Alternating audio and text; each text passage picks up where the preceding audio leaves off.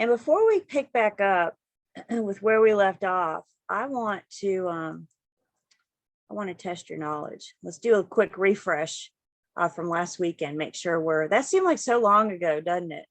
But so let's do a quick refresh. If you guys will get your chats ready and set your chat just to send me a message. Set your chat just to send me a message.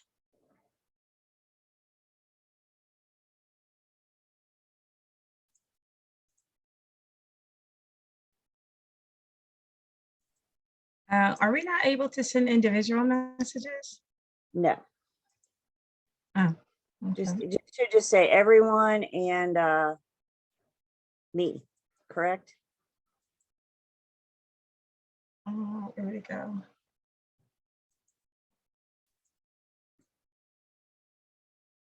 In other words, you can't talk behind the instructor's back. Thank you. Honestly, I have that set more for my pre-licensing classes because I'm learning about conversations going on in the background, which is fine. But if you're chatting in the background, you're not paying attention. And then you ask me a question about something we just said because you're talking about whatever with your classmates. So I got all sorts of power and control in Zoom. I don't even know all my power, but we got to help reduce distractions, right? Hey, Lauren, can you hear me? How'd you do? You good? Oh, yeah, I did good. Very You relieved. did good? Okay.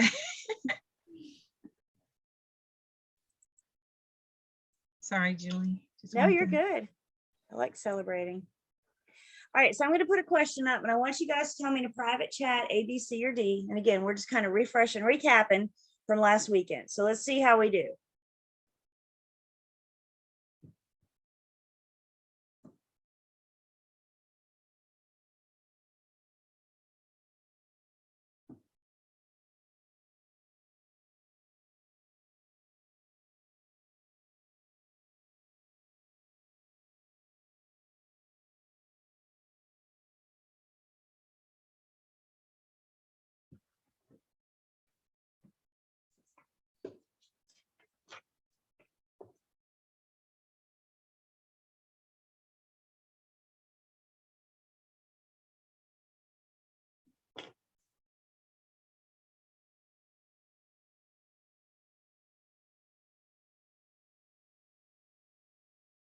Okay, so let's see. A person needs an active North Carolina real estate license to rent and manage rental properties for someone else that's going to compensate him. You guys remember our funnel, our 3 activities. It's the transfer of real property for others for compensation. And all 3 of those activities are required to have a license. So the first one, they're doing it for themselves. They're not doing it for others. The second one, they're doing it for free, no consideration. Y'all don't work for free, but this one's doing it for free. The third one is doing it part of their job, corporate owned property. So the one that's going to require a license is a relative who pays $100 per month for the help. Any form of consideration. Okay, any form of consideration will require a license. Questions on this one?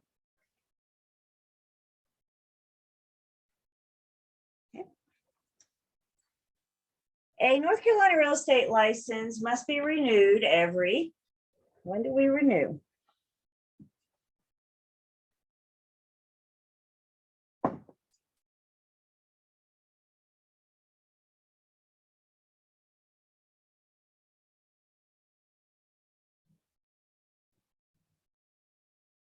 Okay. We renew every year by 11:59 p.m. on June 30th. Remember, our renewal period is May 15th to June 30th. I think I asked this last weekend, but it's worth me asking again. Has everybody renewed your license? I do not want you guys to not renew. Okay. All right. Good. Good. So every year we renew by June 30th, 11:59. Let's see.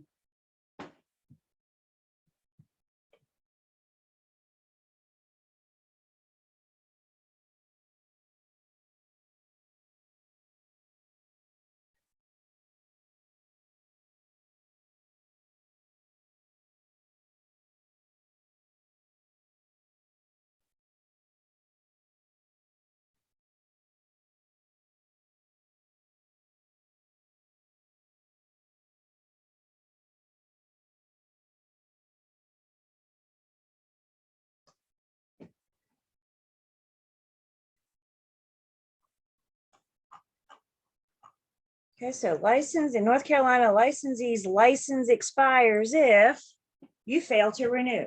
So remember, there's two categories of our license. They're either current or expired. The word current says that you have renewed your license. The word current has everything to do with renewing your license.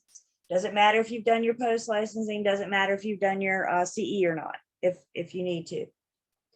So as long as you pay that renewal fee, you're going to be current. Failure to pay the renewal fee by 11:59 p.m. on June 30th means that at the stroke of midnight on July 1st, your license is expired.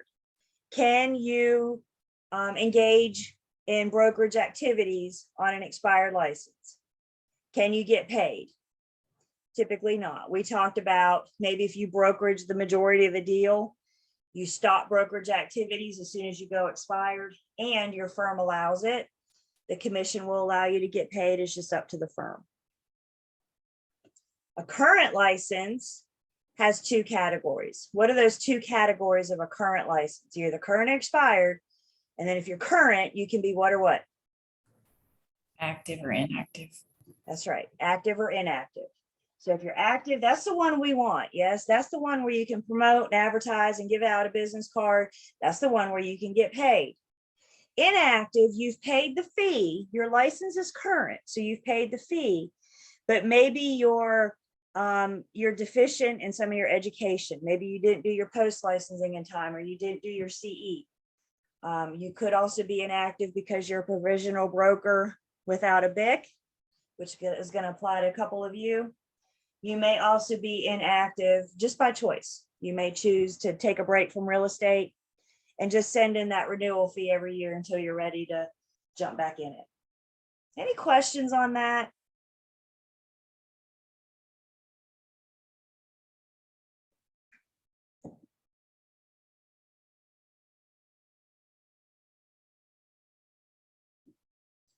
Okay, this is fun. Let's see another one.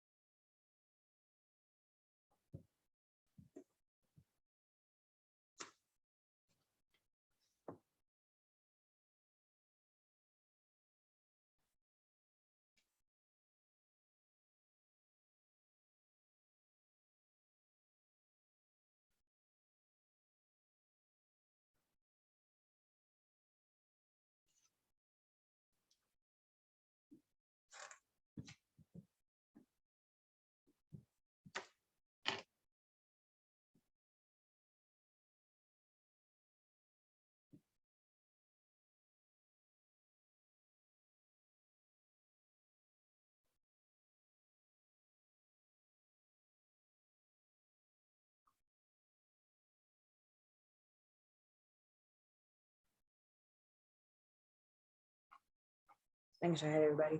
All the following people need an active North Carolina real estate license except. So remember, we talked about some exceptions, people that are not required to have a license. In this case, is the court-ordered guardian. So anybody that's appointed by a court to handle affairs on behalf of somebody. So they're not, it's not their property, right? But they've been allowed to handle it on behalf of somebody. So a guardian, maybe a trustee, power of attorney, somebody that has a full power of attorney, for example.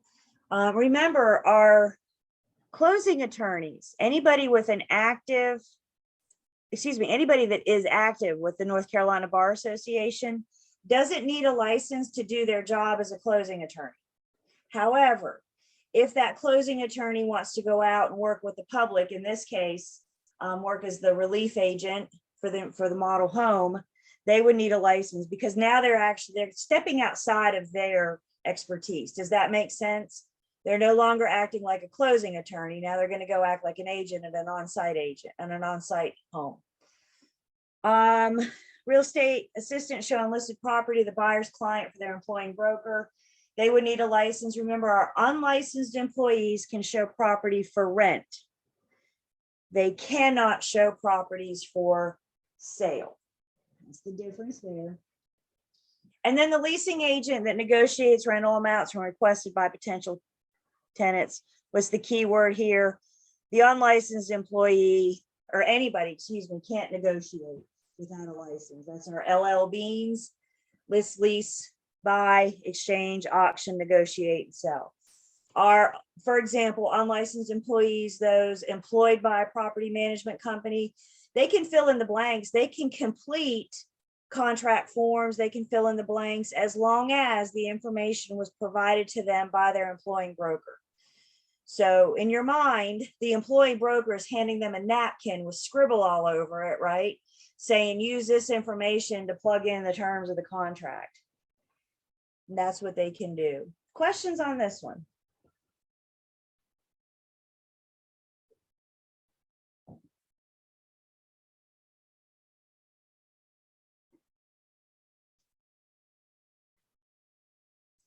All right, here's another one.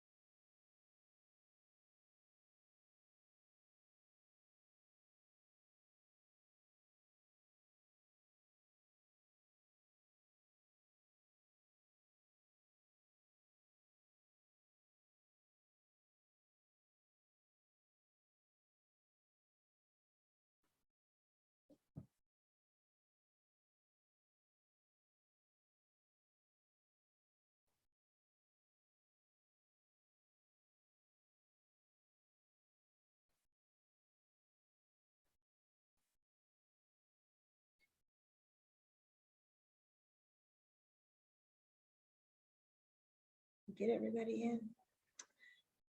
Okay, so which individual is exempt from needing a North Carolina real estate license when performing real estate services? Again, understanding our exemptions. They're doing it for whom? They're doing it for themselves. So license is not needed.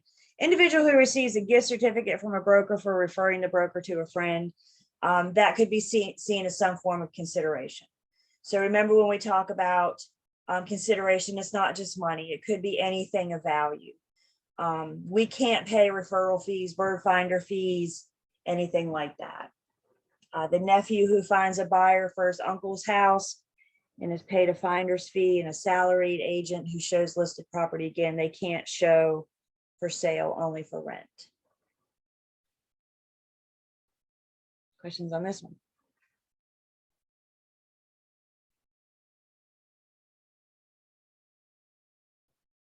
One more. I think this might be the last one. If not, we're getting near the end.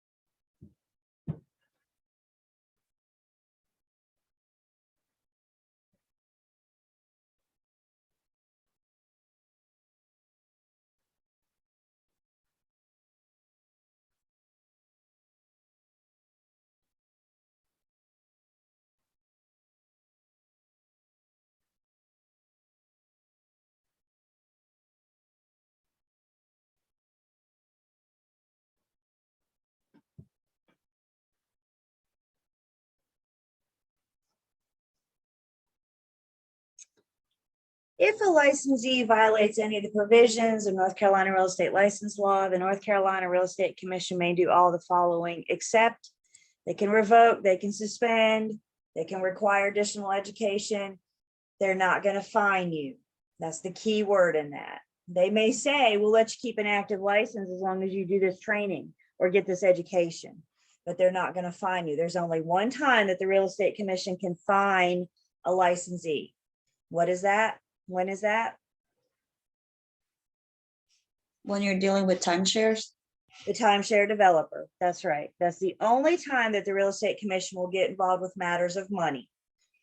Okay.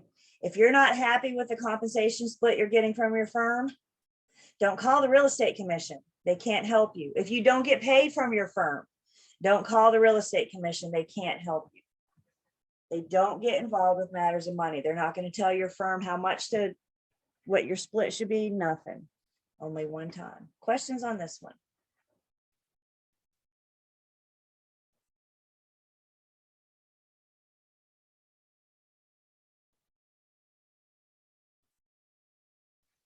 I fibbed. There's one more, but we've already talking about it. So an unlicensed salaried employee of a broker may not, what do we know they can't do? The unlicensed employee cannot show properties for sales. Everybody good with that? So they can act as a courier. They can deliver, right? They can transport documents from here to here.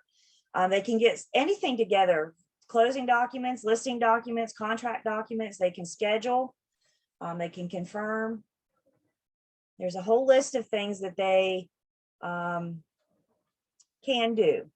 So again, just please remember, please remember, when you get to the point in your career that you're ready to hire an assistant. Doesn't that sound like a nice problem to have? You're so busy, you need to hire help. You need 5 to 10 hours a week.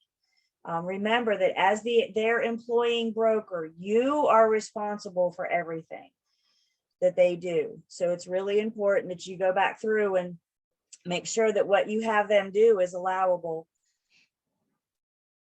because you're going to be the one accountable. Remember, your unlicensed employee doesn't have a license, so the commission can't do anything to them. They're coming after you. Everybody good on that? What questions do I have on this one?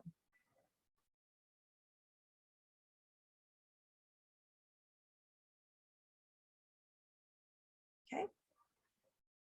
Any questions at all from last week?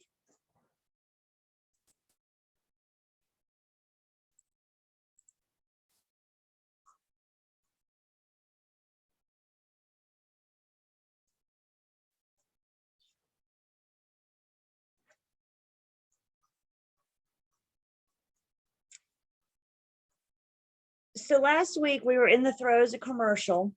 I think one of you, maybe something like that, was in commercial or thinking about commercial.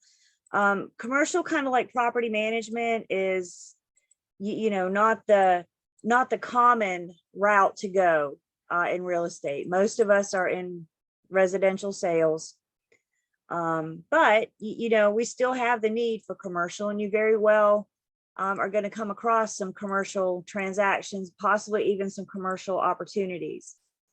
Please remember, who can remind me, rather, we talked about, well, we didn't talk in this class, but in your 301 and in pre-licensing, we talk about old car. And who can remind me what the R in old car is? What is the R in old car? Reasonable skill and care. That's right. Reasonable skill, care, and diligence. So this came up in my class this past week about working with buyers. If I have a buyer that's interested in a commercial property, reasonable skill, care, and diligence says I may not be best equipped to work with them. I don't have any experience. I don't have knowledge of the forms. I don't have any knowledge with the commercial in the area. You guys with me? So I might be best. Now, I can't answer this for you because I don't know your experience level, but we might be best to refer that person to a commercial agent. You can collect a referral fee.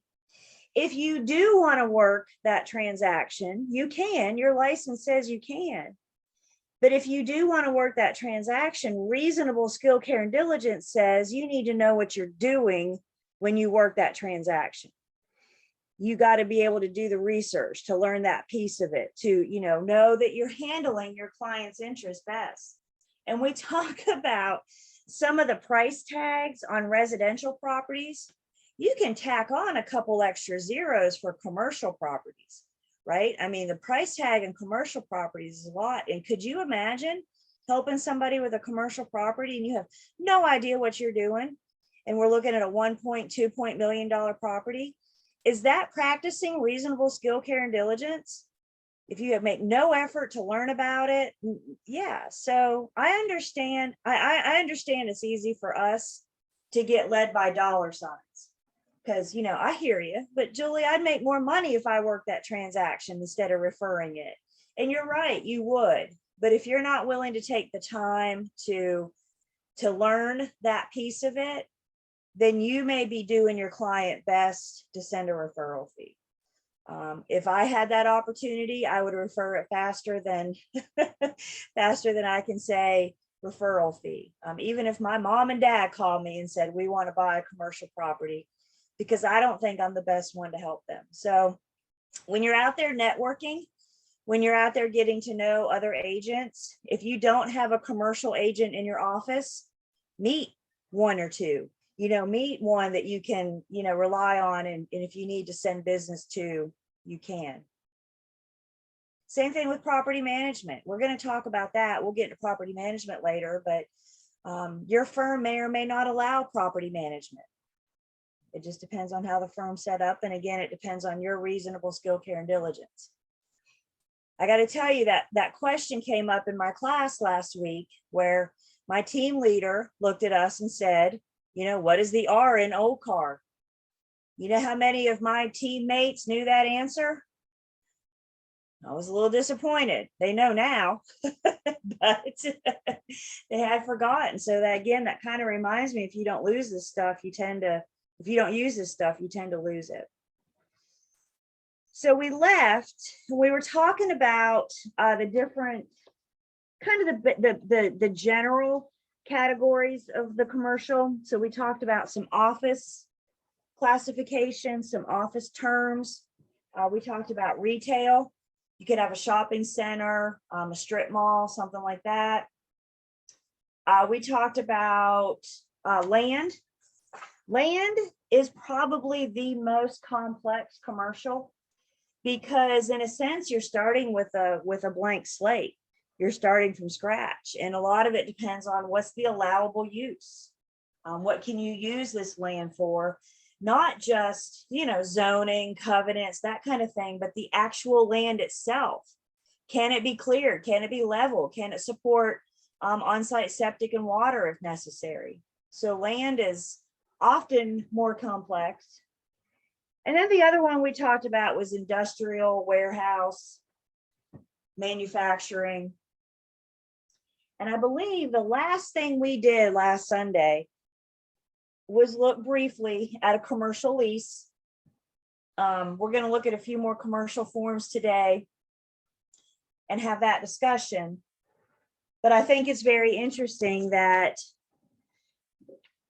a lot of our commercial forms that we have available for us to use, those pre-printed forms, many of them don't apply to the situation.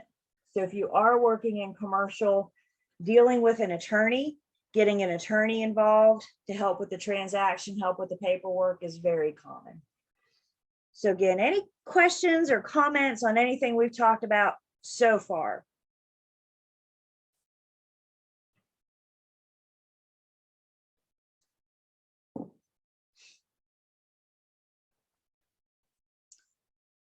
Okay, so commercial contracts and forms, again, the North Carolina Association of Realtors does offer us standard forms. They do have pre-printed forms for us to use, but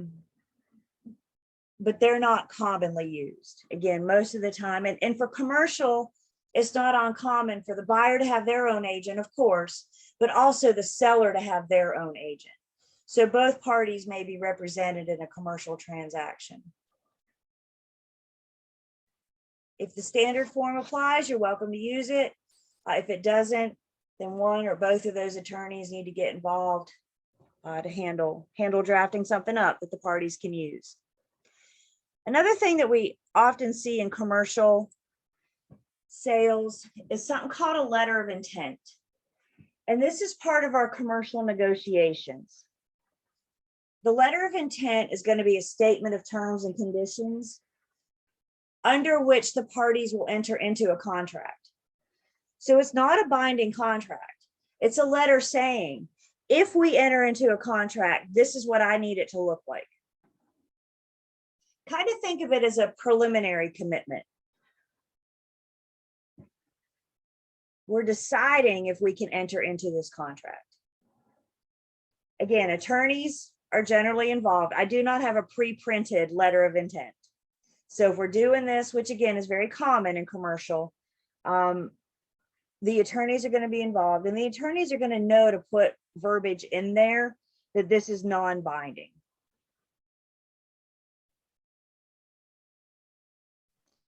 Julie, as agents, we can draft our own LOI, right? And then forward it to the attorney? This is not, because this is non-binding, we could, Okay, if it's binding, then that's right, because that's a very good question. Thank you. Because, you know, we can't draft legally binding documents for others, right? We can assist in this, but again, reasonable skill, care, and diligence says that when this gets out of our realm, we need to get an attorney involved. mhm. But yes, if we want to, this is kind of our handshake agreement. Let's think about that, right? We're not binding, we're not holding each other. We're just shaking hands over a piece of paper that says we intend to enter into the contract, assuming these terms.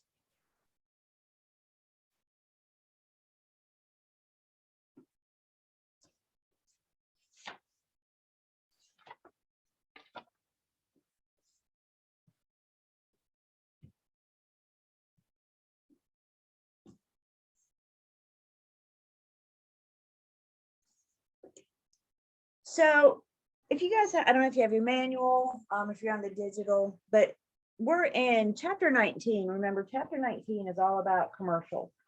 So if anybody's thinking about or already in commercial, chapter 19 is that's your guide. That's what you get. That's where you start. And starting on page 711, or if you're on the digital, it's in chapter 19. They don't give us page numbers on the digital. But in the hard manual, starting on page 711, we discuss the different cycles in commercial. So there's a sales cycle, and then we'll eventually get to the lease. And again, this is typical. This isn't the end all be all how these things work, the cycles of these transactions. And by the time we're getting to these cycles, for example, the sales transaction cycle, the first step you can see is negotiations. But this is presuming we've already done the listing part of it, right? A couple of you, one of you sold a listing this weekend, and another one put one under contract this week. As listing agents, we know a lot of our work is done up front, right? That's where we do our research and we do the information that we need to get the information. So once a buyer comes along, we've already listed it and marketed and handled the property. Now that we're in these transaction cycles, the buyers come along, and one of the first phases of the cycle is to negotiate the terms. And this is where our letter of intent will come into play. Once we can work through these negotiations and we have a letter of intent that we can agree on, the second step or the second phase of the cycle is going to be contract preparations. We're going from that letter of intent, the non-binding agreement, the handshake agreement, to the actual contract, the binding document. So usually what happens is the attorney or attorneys are going to insist in the contract preparations. The attorneys are going to assist in the negotiations. So one of the first things we're going to do is hand over that letter of intent to the attorneys. They're like, we're here, we've made it this far, we've decided preliminary what we want to do.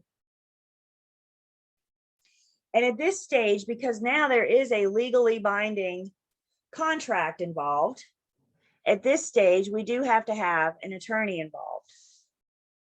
And we're going to look in just a minute at a very basic commercial sales contract. I'll look at some of the provisions that we're going to discuss or that we may see.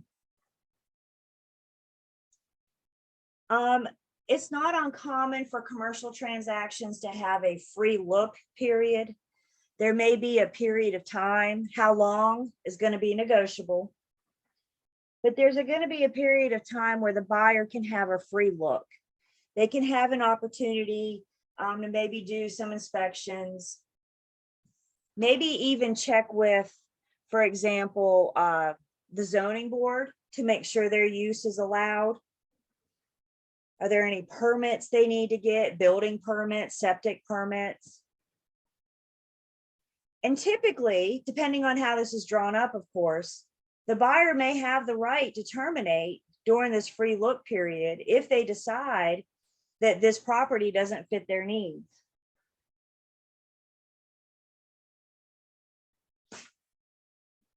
At the end of the free look period, now the buyer's committed.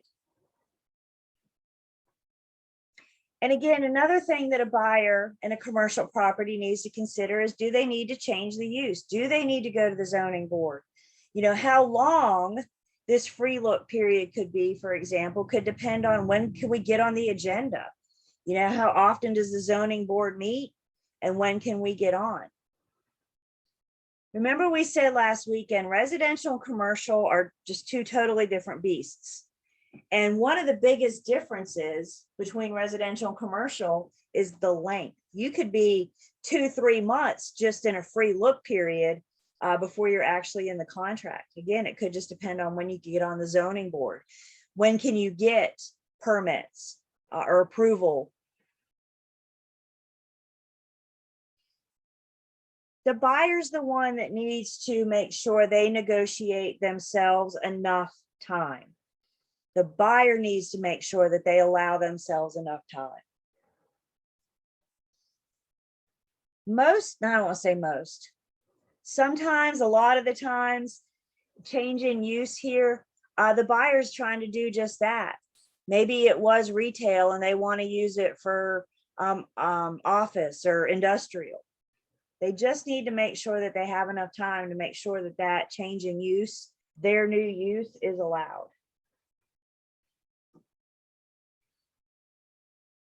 The next phase in the transaction sales cycle is what you and I would probably refer to as due diligence. Now, commercial doesn't use the same verbiage that we do, but as residential agents, we're very familiar with the due diligence.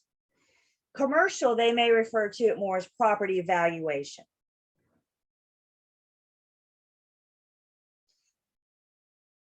The commercial sales form that we're getting ready to look at actually calls for the seller to provide title, to provide survey, to provide their survey. Any environmental issues or concerns. We're going to talk more about environmental issues. The commercial sales contract actually tells the seller, provide us some information on the property. What do you have? Now, of course, as you and I know, the buyer should be encouraged to do their own inspections and investigations. But the seller is asked in the contract, the pre-printed contract, to turn over what they got.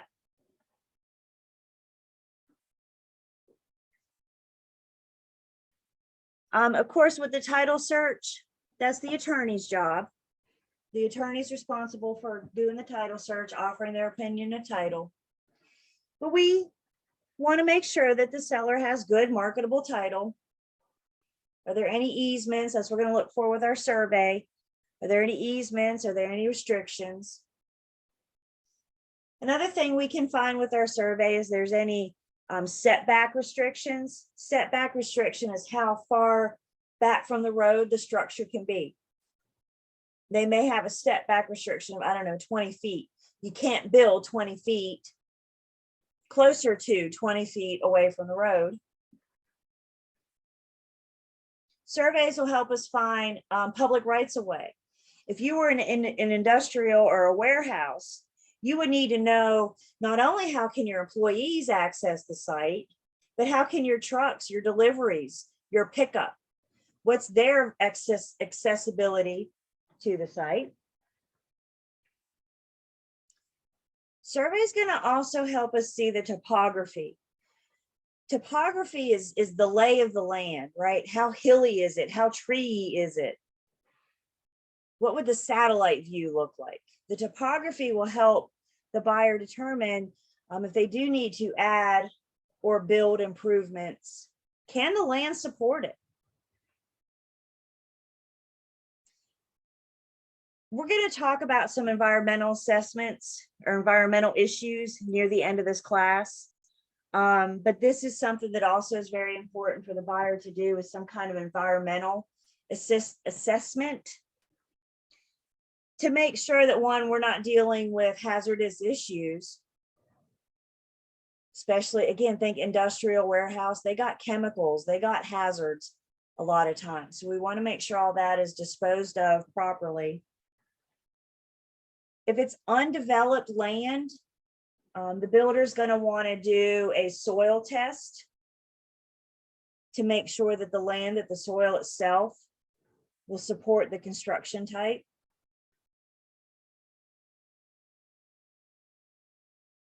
One of you, I think, let's see, Maria, is that right? You're down east? Is that right? You're down. Do you deal with a lot of wetlands down in your neck of the woods? I'm actually like just starting with the companies. I haven't really done a lot because I'm still working full time. Okay. So it's kind of hard for me to get fully onto the real estate thing for me. Gotcha. I'm just trying to get some experience for right now. Taking So, your time, but- right? Yeah. Well, I'm actually like a travel nurse, so it's kind of hard because I travel to Oh, other wow. places 3 days a week. So it's kind of hard Yeah. for me to be home. Yeah. Yeah, absolutely. Well, I bet you once you get up and running, especially, again, the further east you go, you're going to deal a little bit more with wetlands. Wetlands, I mean, is area that a lot of times they're protected, but even if they weren't protected, you couldn't develop on them. I mean, you don't want to spend all this money in a property and just have it sink into the ground. So wetlands are absolutely something, help you, the survey can help you find that. Environmental assessments, make sure they're not protected, they can't be affected, and that they can support it. Power facilities. Again, it depends on what type of commercial property you're developing. Can you guys imagine the power source that an industry or a warehouse would require just to run all those? I mean, they're not going to have the 2 or 3 prong outlet that you and I have in our house, right? I mean, they got a power source. And before you put that plant there, you need to make sure that the city's power company can offer you the power that you need. So you want to make sure that you can have, like I said, the power that you need to produce your whatever it is that you're producing. Of course, water and sewer is important. Can you hook up to public? If so, are there restrictions? Because you're probably using a lot more than, water than the average residential. And where does all that water go? Is it going to be on site? Is it going to be public? Permits, my goodness. We think there's a lot of permits in residential. Again, take that and times it by a big number for commercial permits to rebuild, permits to build. And then just construction costs and layouts and getting it all ready. So this property evaluation period, the buyer just needs the opportunity to make sure that the property either does or can support the type of business that they want to offer on this commercial site. Financing with commercial is different as well. Most commercial developers, commercial purchasers will need some sort of financing.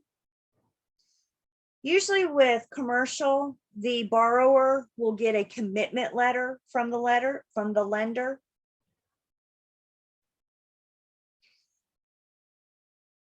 The commitment letter is going to obviously set an amount that the lender will approve them for, but the commitment letter may also stipulate things like there might be an expiration date of the commitment letter.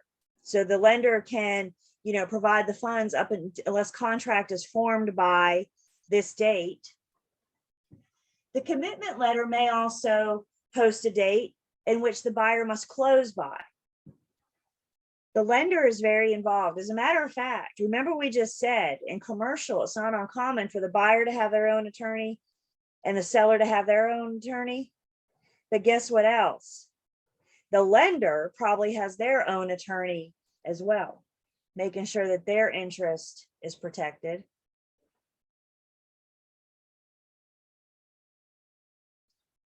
Closing in commercial, closing the transaction looks a little bit different. Usually in commercial, the lender won't release the funds until the documents are recorded. In residential, we have to have the funds before we can record. Yes. So in commercial, the lender's like, I'm not giving you any money until I know this is a done deal. As a matter of fact, usually no money, what we do know, no money changes hands. And that does include the lender releasing their funds until closing. And then there might be some post-closing matters between the lender and the borrower. The lender may require reporting after closing. They may want to make sure that the money they gave is being used for this property. They may need to ensure that that was the intent.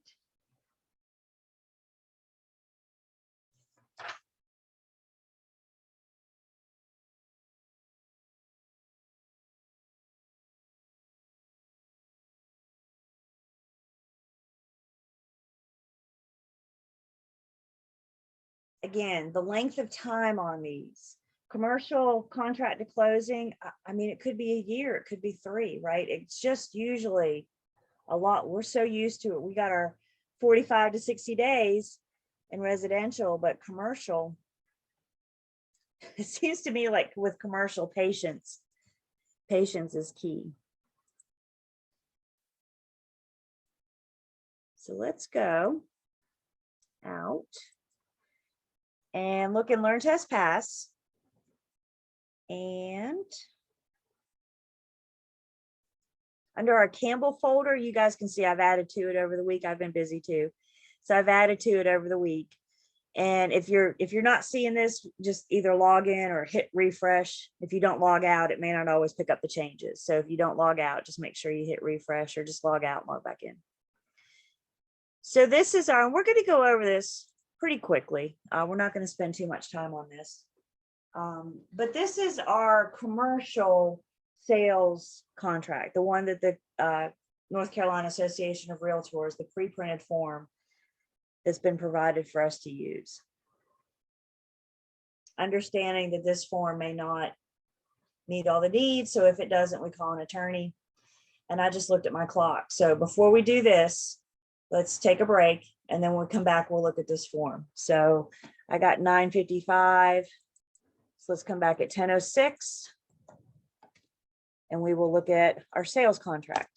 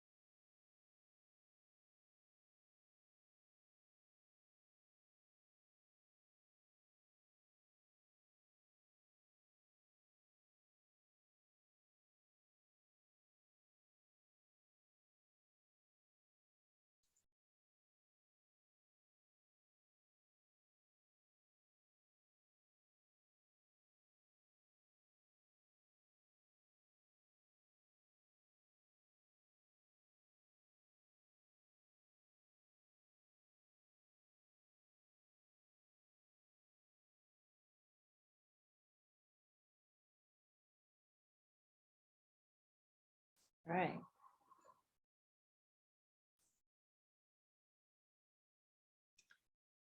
So like we said last week before we left, in Learn Test Pass under the additional forms, we talked about, looked briefly at the lease side of it, which we're getting ready to talk about the lease transaction cycle.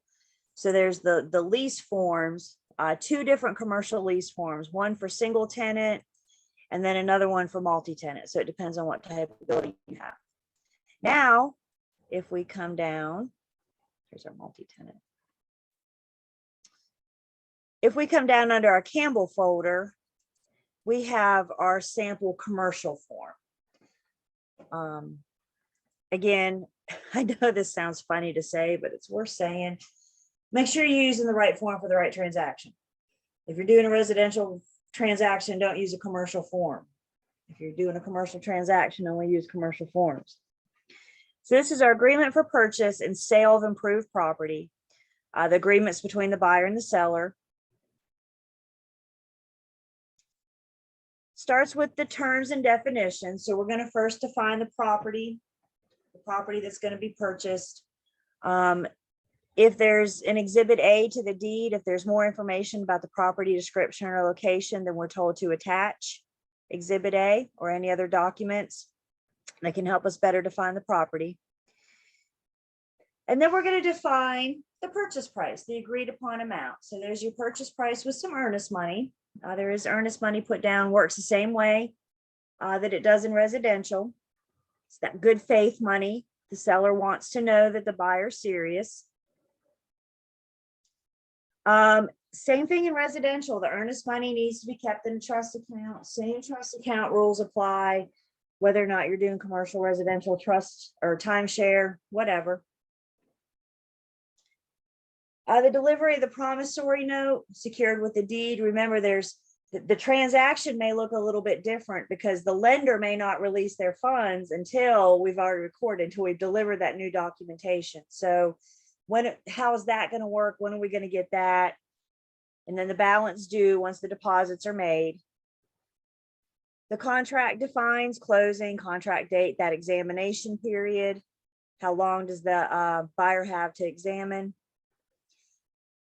If there are brokers involved, then we need to list those brokers, which if we're using this form, there would be, because it's an NCAR form, a realtor form.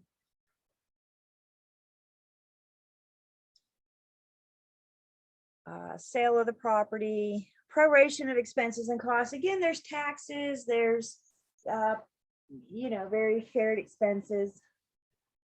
So that's going to be hashed out here. Delivery of various documents, delivery of documents to the attorney, the seller's attorney, buyer's attorney. Again, the seller still needs to provide good marketable title, of course, but often in commercial, the seller will be asked to provide that information. So the buyer has their attorney to verify it, but the seller is going to be asked to produce whatever transactional documents, relatable documents that they have. Inspections. Inspections look a little bit different for commercial. Usually the home inspectors that we use aren't certified to inspect commercial buildings. They're constructed differently. They have different things going on. So it wouldn't be uncommon in commercial transaction for the buyer to even hire a general contractor, somebody that has knowledge in how commercial buildings are constructed, and how they need to be inspected. Again, we're going to talk about leases in just a second, but if the seller is selling a commercial, think of like a multi-office plex, for example, and there's tenants in place, then they're going to sell honoring those existing leases. They're going to sell with those tenants still in place.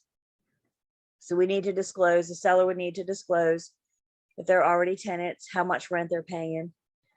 Here's that environmental issues that the buyer may have to make sure that the use that they want to purchase the property for doesn't negatively impact the environment, their hazard, their waste, etc. We're going to talk about several of these laws, Clean Water Act, for example, in a later section. So we'll revisit the environmental thing. Earnest money disbursement, how it's dispersed and when. Are we going to make it to closing?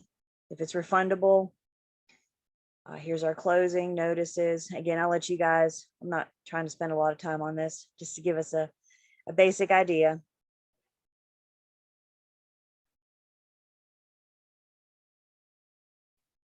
Seller's knowledge and assessment, they have no actual knowledge. Here's, for example, condemnation, affecting or contemplated with the respect to the property, lawsuits, actions on the property, governmental special assessments, just disclosing to the buyer what they know.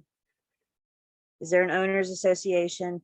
If you have that multifamily office building, they're very well, or a multi-tenant office building, there very well may be restrictions, covenants, that kind of thing. Tax deferred exchange, we're getting ready to talk about this in just a second.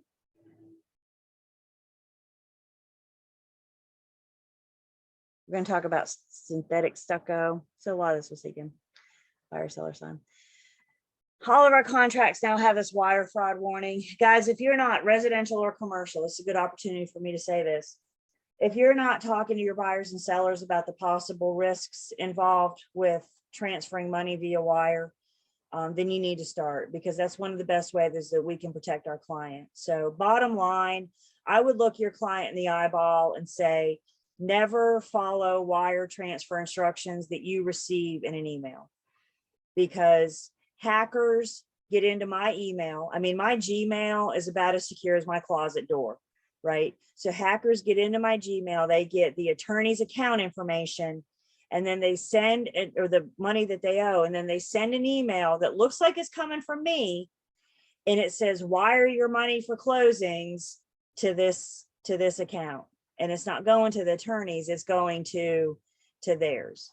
So I think the best way we can do to protect our clients from wire fraud is to tell them that they need to reach out to the attorney. They got to go old school and pick up the phone, and they need to call the attorney or the paralegal and request the wire transfer information over the phone. They're calling a number, by the way, that they independently obtained. They're not calling a number from an email, because again, they could have a fraudulent email.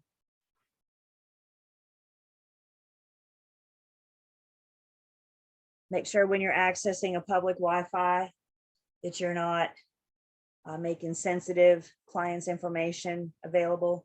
Y'all know who can access a public Wi-Fi, right? The public. So if you want to go work at Panera Monday, that's fine, go work at Panera, but consider hopping on your mobile hotspot if you're going to be dealing with, you know, some sensitive information.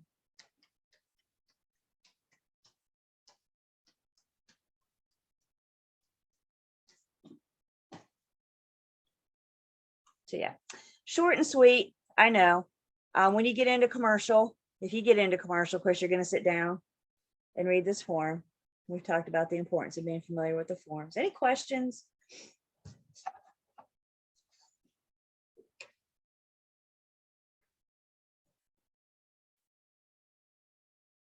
I have a question. Yes.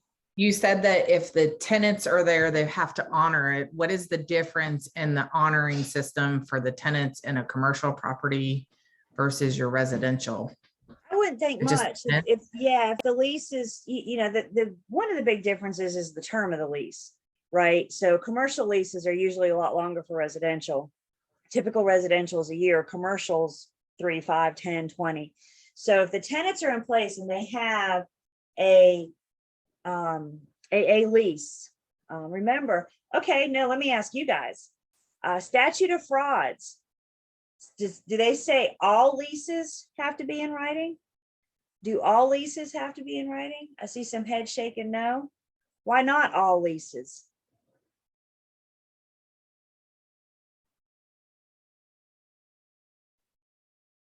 Have to be more than 3 years? I see all those wheels turning. Yeah.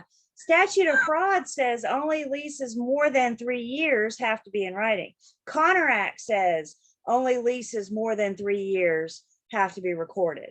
So think about our commercial transaction.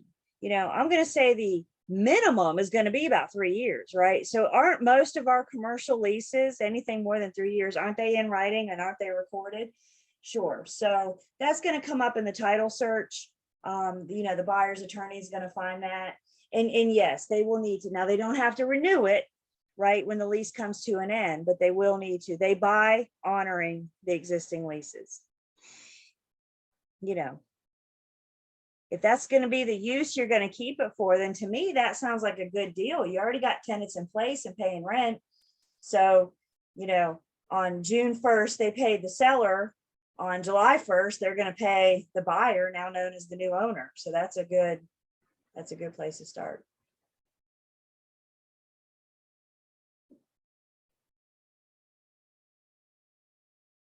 Other questions or comments?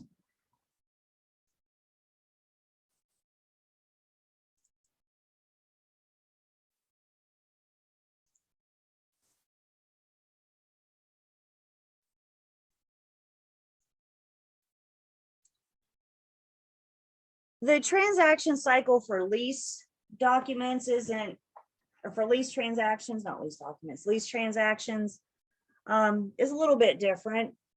Lease and sales are different. Again, lease transactions are going to start with negotiations, and that negotiations often starts with a letter of intent, the non-binding preliminary agreement. And then once we have the negotiations settled, now we're ready to prepare our lease. We have those leases from NCAR that we looked at briefly last Sunday. If the situation doesn't apply, then you're going to have an attorney involved to draft up a lease. And in commercial leasing, some common lease provisions, there's usually, especially in multi-tenant, there's usually something called a CAM charge. CAM stands for Common Area Maintenance. Common Area Maintenance. So if you're in a multi-tenant office building, there may be a parking lot. There may be, I don't know, a flower bed with a sign out front. There may be a picnic table in the back for a break room, right, for people to go outside and have lunch. So the landlord is going to be responsible for the common area maintenance.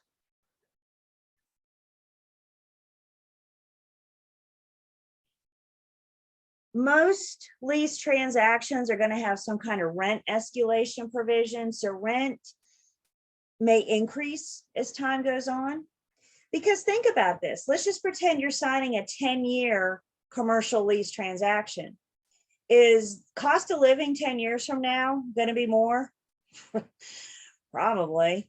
So if you build these into, then, and you can either have them fluctuate up and down at predetermined times. Like we could say next year is going to be this amount, and year 3, it's going to be that amount. You could also adjust to some kind of index. So maybe like the government's cost of living index. As the cost of living goes up, rent goes up. So there's other different ways that, several different ways that you can handle these escalations. But again, considering that these are long-term and we know the economy is going to fluctuate, the landlord's going to want some sort of provision. So rent is comparable to the economy. Make sure your tenants, if you're working with the tenant in this transaction, just make sure your tenant reads the lease before they sign it, particularly these rent escalation provisions. And of course, if they have any questions, we can advise them to talk to their attorney. Upfitting is common in lease transactions. We talked about this last weekend as well, so this would be a good review. Most commercial properties that are being rented, the landlord will provide for X amount of upfitting. Again, think commercial, you're usually starting with like concrete floors and studs, right? I mean, the space is starting back to the very bare, very basics. So the landlord, depending on the type that it's going to be used for, the landlord may say, I'll provide X amount for upfitting, get the space ready for you to come in and rent it.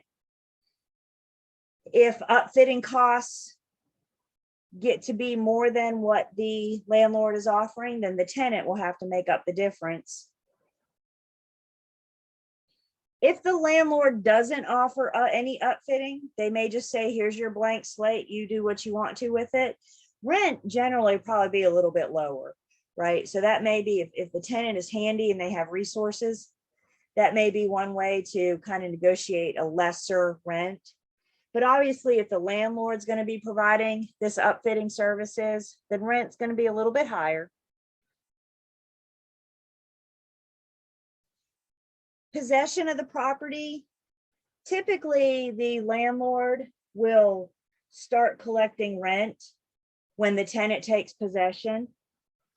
But if the landlord agrees to do any upfitting, they may start charging rent then. So again, it's an agreement between the parties, needs to be spelled out in the lease. Make sure everybody reads that. But I think for us, it's important to remember that when rent starts and when possession happens may not be the same thing, just depending on how that works out.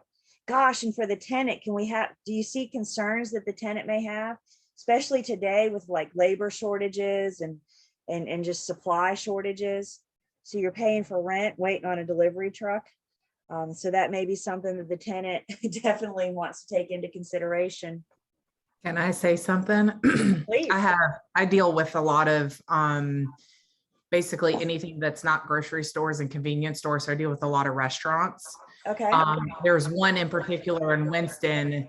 He has been paying $12,000 a month in rent for a solid year, waiting for restaurant equipment to come in. Oh my gosh.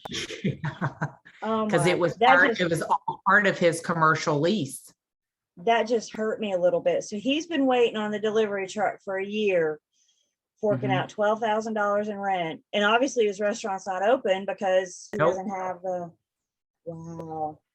Can you imagine trying to, I mean, No. he's finally open, but can you imagine trying to make that kind of money up? I mean, You'll never do it. Right. Right. Wow. And I mean, now we know that everything's in a shortage supply, but I mean, do we see this coming 5 years ago? You know what I'm saying? So you sign this lease and then all of a sudden the trucks stop. I mean, that poor guy. Well, you just said he was open now? He's open?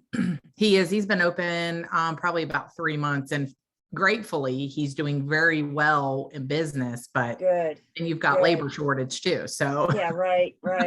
So, well, hopefully he's starting to pay. Wow, that's crazy. Thank you for sharing that, because it's definitely things to take into consideration. You know, I often say that, you know, my crystal ball's in the shop. So one thing I don't know is what's going to happen later, you know.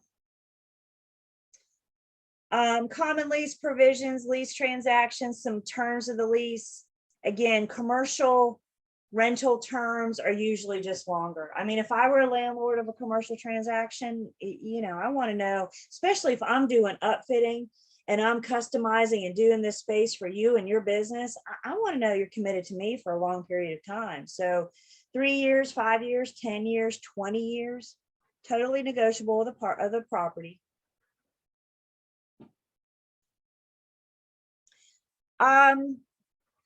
Yeah, so once you come into terms, once you complete the lease, everybody signs and that's it. I mean, there is no closing with lease, right? We sign the lease and whenever possession or rent starts and we start acting and proceeding. So it just looks a little bit different. Questions on the lease transaction cycle?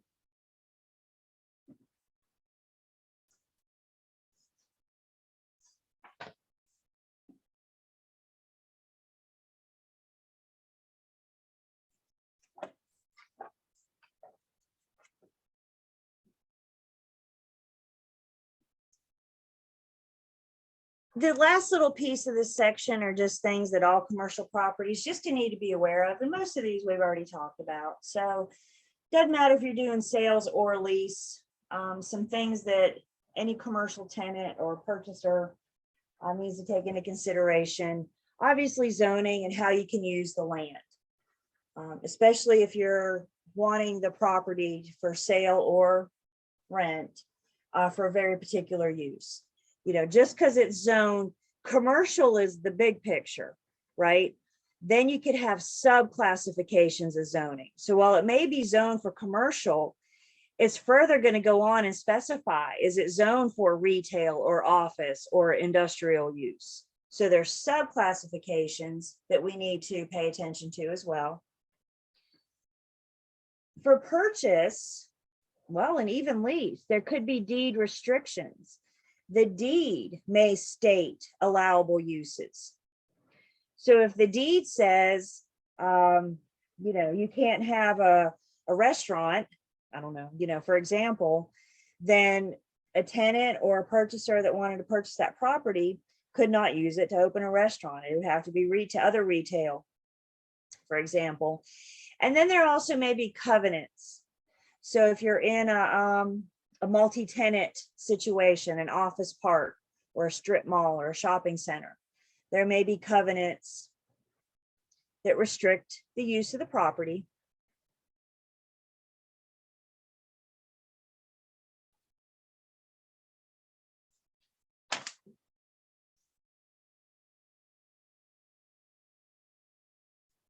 There's and for those of you that don't have I'm going to get out of this just for 1 second, because there's a pretty good example in our book, but I'm going to go in the digital version and look at it, because I know some of you have a digital and some of you have a manual. So I'm in our digital version. And again, you got all your tabs here on the side, all the chapters.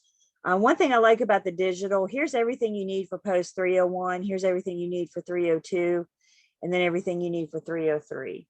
So the commercial real estate brokerage is where we are. And just an example about zoning and making sure that we're using the right zoning. Can you guys see this okay?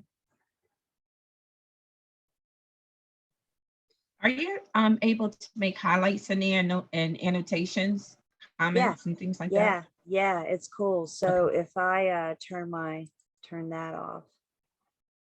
Yeah, let me turn that off. So if you want to like highlight something, you just take your cursor and do it, and then you can, highlight it yellow and make a note. And then you have your highlight. So Okay. not to push the digital, but consider the digital, because one, I mean, you're not lugging this thing around with you everywhere you go, right? Right. But two, I think now you can make highlights, notes, that kind of thing. So when I hover over this, I get my note that told me to read this. But the other thing I like about the digital, you guys, is if they make an update, they can update it here. Whereas if the commission makes an update, this doesn't get updated until I buy a new book. So they should be able, the digital is going to be a lot more current. Remember, we got new forms coming out end of this week, a couple of law and rule changes, particularly to timeshares. But as those updates happen, they should be updating the digital, and your subscription is good for 2 years. So let's see our example again, chapter 19. If you're with me on the book, we're on page 678. But if you're in the digital, we're in the chapter 19 material. So note a clue, not a clue, I get that now, not a clue. A relatively new agent practicing commercial real estate lists a vacant warehouse for sale or lease, trying to pump up the potential market for the facility. NADA advises that the building would be great for use as indoor recreation facility. NADA did not check the permitted uses for the industrial zoning classifications. Indoor recreational use is not permitted under the current zoning classifications and thus would require zoning change. NADA is affirmatively misrepresenting the potential uses that are not permitted under existing zoning classes should not be representing and advertising as potential uses for the property. So before you list it, we got to do our research. You got to make sure, especially with commercial, because there's so many different subclassifications, subclasses. So making sure, just because you may think it may be a good use for it, zoning may not allow it. So I think that piece of it sounds similar to what we're used to in residential. The listing agent does a lot of the work up front.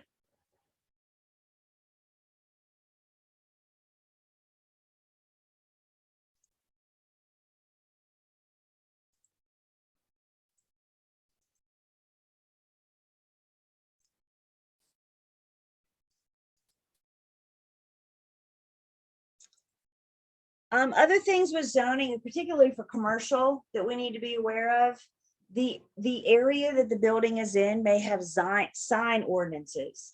Sign ordinances can regulate placement of the sign, type of the sign, height of the sign.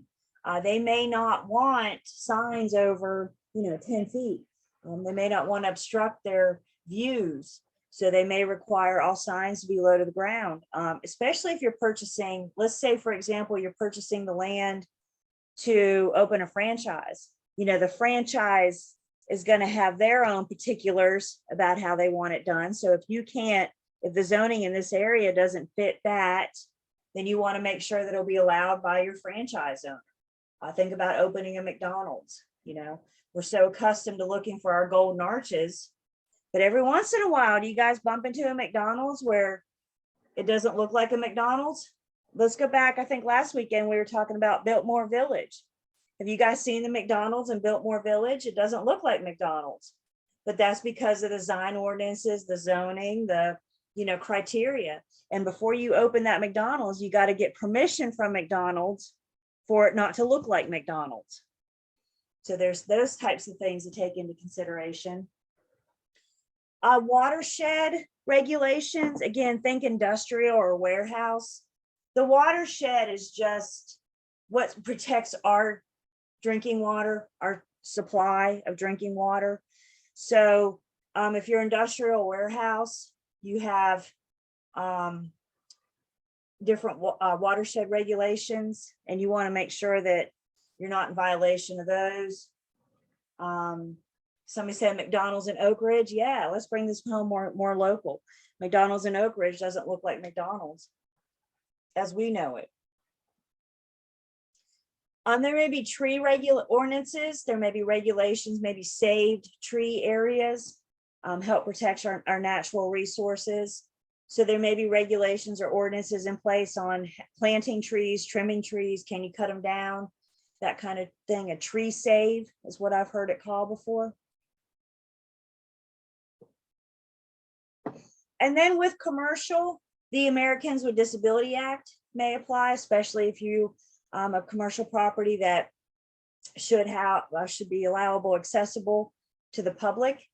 The big picture of ADA says all public should be able to access your premises, regardless of any handicap or disability conditions.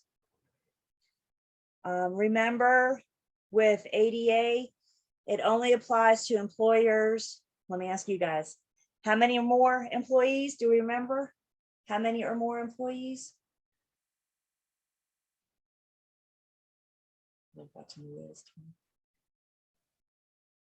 Almost, few more, add a few more.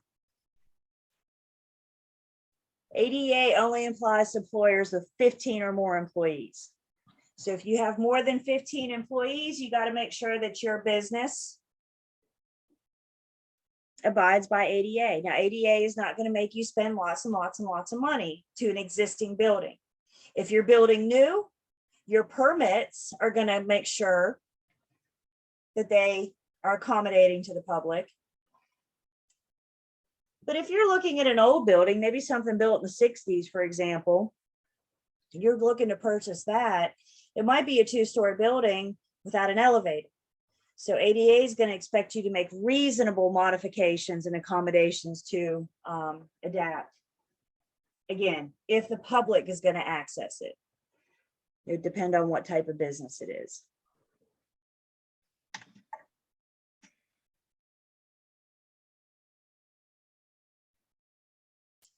Other things, land use restrictions that we previously mentioned, we talked about those. Wetlands may regulate how you use the land, any environmental issues, we'll talk more about those. And then again, with industrial or warehouse, the big thing is hazardous, dangerous materials. How are we going to properly dispose of those? Retail, restaurants running that too. Every once in a while, I haven't heard it in a long time, but every once in a while you hear about the restaurant that gets caught dumping their grease in the creek out back. Yeah, that's not allowed. They can't do that. Shouldn't do that, I should say. It's not a problem until it's a problem, right? And now it's a problem.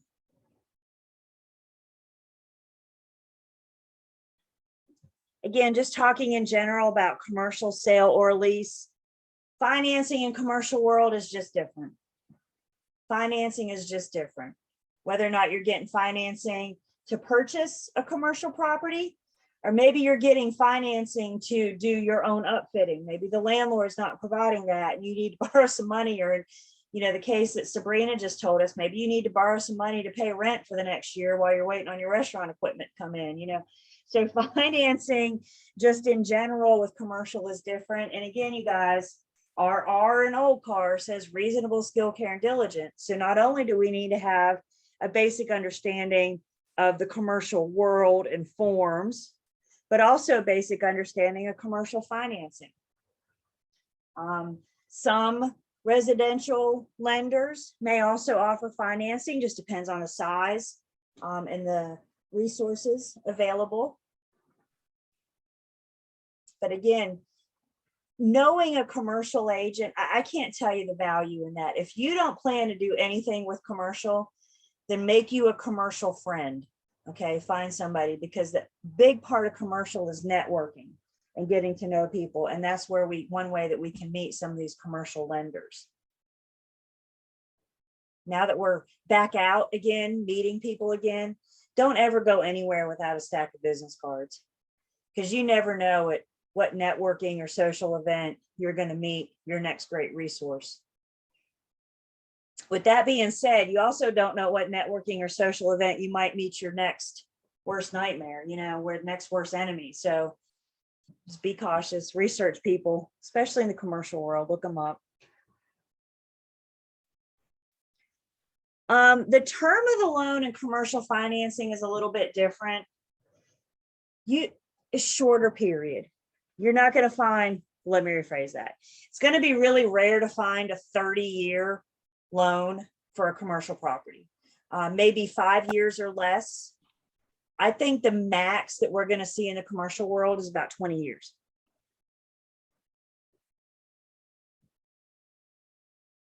With commercial loans, they're amortized, usually, always exceptions. With an amortized loan, you make the same payment every single month. So you make the same equal payment every month. But the thing that makes commercial loans a little bit different is there's usually a balance due once your last payment is made. So you're paying on it for, let's say, 5 years, amortized loan for 5 years. And at the end of that 5-year term, you make your last payment and you have one balance due.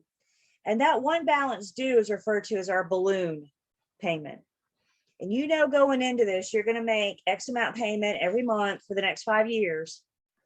And then at the end of that term, you're paying the rest of it off in that balloon payment.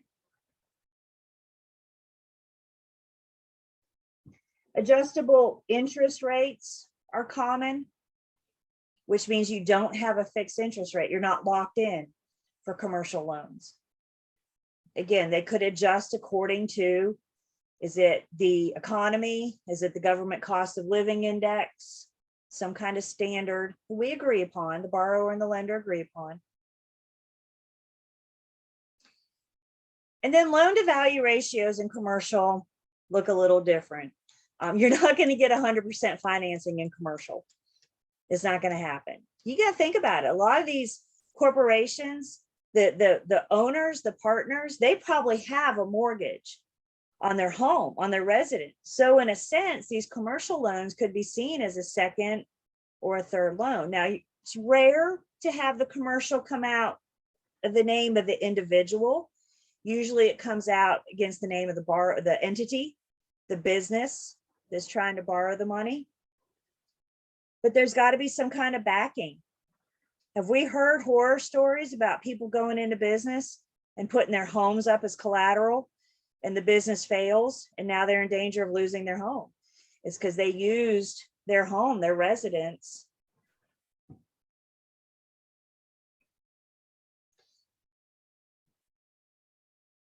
Usually the loan to value ratios in commercial, you're looking at 60 to 80%.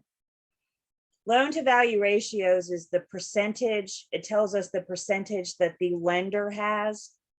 So if the lender is putting 60% in, that means the borrower is bringing 40%. And of course, you're not going to find FHA or VA loans for commercial financing. Those are set aside for residential. I could only imagine in the commercial world, seller financing is incredibly rare. I would think that would be a very kind person to allow that. Questions on commercial financing? So I don't know how much help I could be. Y'all pretty much know what I know about commercial by the time we get through this section. So, and what I know is chapter 19. So I know people though. So if you have questions, I can get answers that way.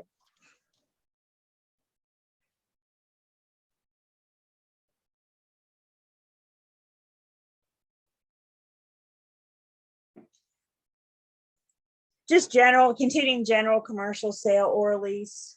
There's some market factor concepts. And there's something called linkages. And linkages tell us how inputs, how stuff comes in and how stuff goes out and how that works together. Trucks coming at industrial, manufacturing. Trucks come in to deliver parts. And then you have trucks to pick up and deliver outgoing, the completed piece, the completed part. I don't understand that. What do you, So you got, delivery area? yeah, you got a truck coming in to deliver all the different little parts, right? You manufacture it, you assemble it, and then you got a truck that has to take that completed product to wherever it's going. So linkages is, think of the relationship between the input, the incoming, and then the outgoing. Maybe an example that'll help. My dad just retired. Was it just last year? And he retired from a company, he'd been there for like 34, 35 years. That's kind of unheard of today, right? To be at a place for that long. But the company he worked for, they manufactured the little parts, the little motors in your car. So the little motors that run your windshield wipers and the little motors that run your windows, your automatic windows, they didn't make the motor for the car. They made the little motors that run the different components of the car.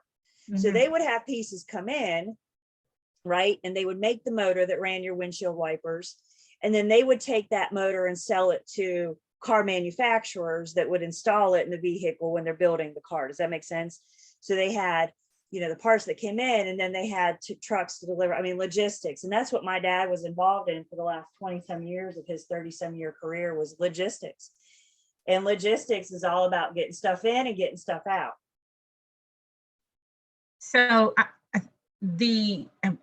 what does this have to do with the marketing factor? Like we want to, I must have been writing notes or something because I missed this whole tie-in. No, and that's a great question. Thank you. That's a great question, because I got to be accessible to highways, railways, maybe waterways. How are we going to deliver our product?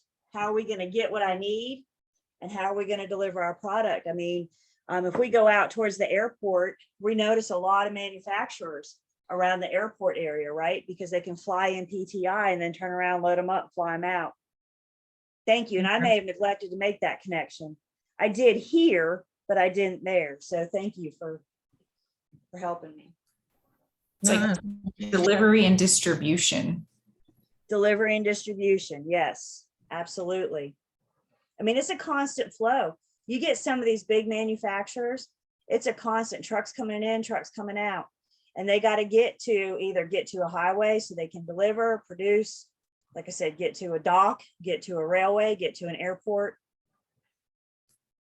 Yeah, it's like you see a lot of rock quarries near railroads so that they can put the rock on train cars and ship it wherever. Big claws come in and dump them on the carriers, and yep.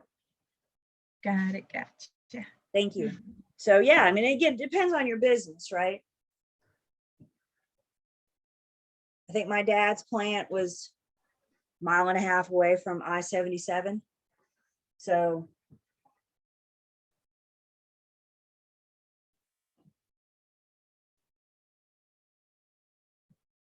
accessible to anything. Yeah, I think it was just a term linkage. I was like, wait, what is that? I think, yeah, and if it links all together, right? And that's just, I mean, it's just that revolving door, stuff coming in, stuff going out. Because if it stops, now we got a problem.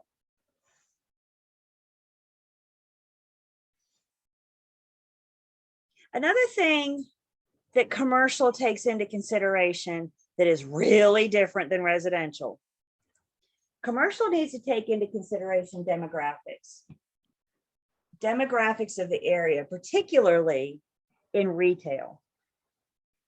Before you open a retail location or you lease a retail location, you want to study the demographics in the area.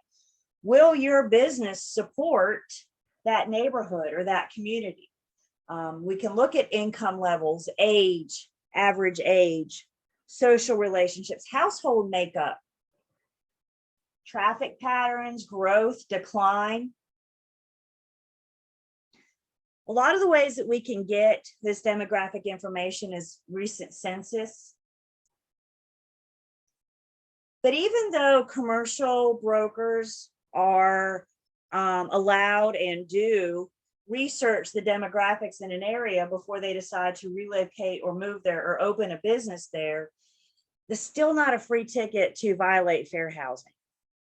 So we're still not discriminating against any of the protected classes. And we're going to talk about fair housing in a future section. So we'll get a little refresher on fair housing. But it's important that retail study the area. And again, make sure that that business will support that community, that area, that neighborhood. So the commercial agent, when it comes to our demographics, can provide information as long as it's needed to assist with the transaction. Again, we don't have a golden ticket to violate fair housing. We're assisting with our tenant or buyer with the transaction. And just make sure you're pulling it from reliable sources. Census, the census comes, can you guys think of any other sources? I kind of got stuck on this. Like I said, census information will give you a lot of the demographics. Yeah, I don't know where else you would. Census, But- but now what else? Schools? I don't know. Yeah, I mean, I would, there's information out there, right? We have this tool at our fingertips called Google, but I'm not sure that Google is always a reliable, I mean, it might be a good place to start. But I think, I mean, this word reliable is is key here.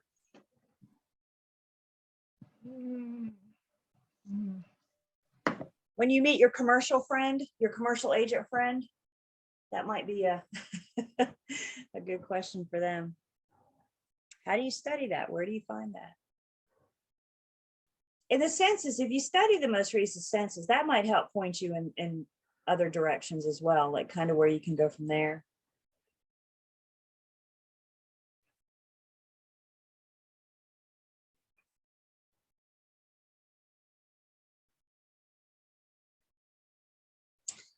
Commercial, another thing that commercial and general sale or lease may do is an absorption rate. Do you guys study the absorption rate for residential? Those of you that practicing, have you guys studied Justin uses it? Chastity, yeah, Maria. Again, for residential, the absorption rate study, I'm thinking it's becoming just as important, if not more important than a CMA. Absorption rate study in residential can tell us the average length of time that a property has on a market. So how long the days on market in this area. So that helps us with determining, for example, how long to have our listing agreement. If the absorption rate tells you that the average days on market is 3 months, Would you allow your seller to sign a listing agreement for 1 month? Probably not, because the numbers show that on average, you're going to have this listing for 3 months. So commercial works similar. The absorption rate in commercial works a little similar. And it just kind of studies the space leased versus the availability over a particular period. How many units were in use at the beginning of the period? How many units were in use at the end of the period? What was the occupancy, the length of time of occupancy?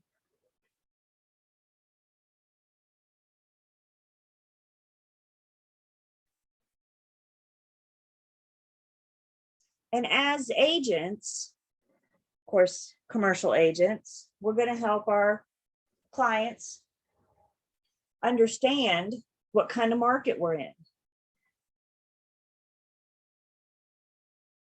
I've kind of watching trends over the years. I've always kind of felt like the commercial market follows the residential. So I think as we start to see that pendulum swing back in residential, slowly heading back towards a buyer's market, we're going to see commercial follow closely behind. So commercial patterns in some way might be easier to study than residential because it tends to follow residential. When times are good, commercial's good. When times aren't so good, commercial's not so good.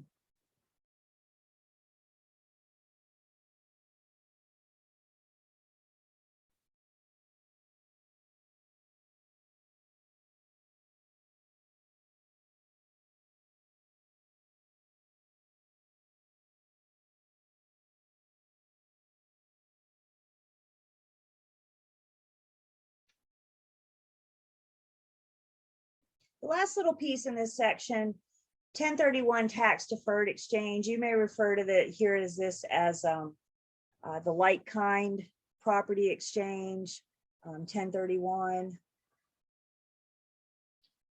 This is a have your client call their accountant.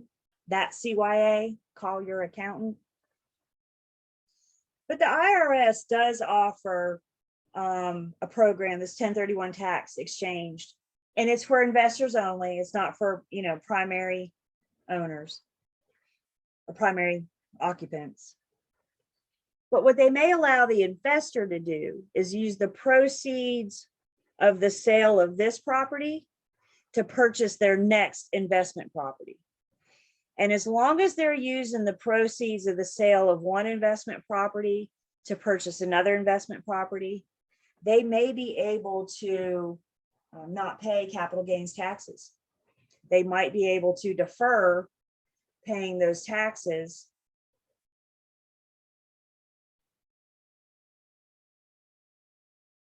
And when we talk about like kind, we're not specifically talking about like condo for condo, right? Or office building for office building. With like kind, we're just talking real estate for real estate. So commercial part also has investors, absolutely. I think what you and I need to know about these is there are some very strict rules. There are some things that just, certain ordered things, timelines, how things happen. And this is why we need to advise our clients to talk to their accountant to make sure that they're selling and buying their investment properties within the parameters so they can take advantage of these tax breaks.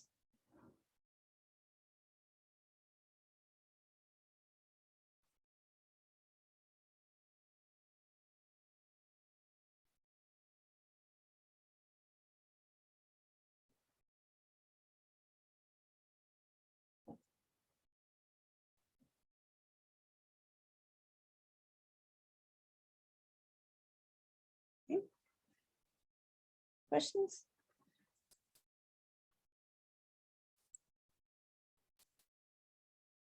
All right, let's take a break. When we come back, we're going to go on to the next section. Let's see, it's 10:56, so 11:07. Here we go. Take 10.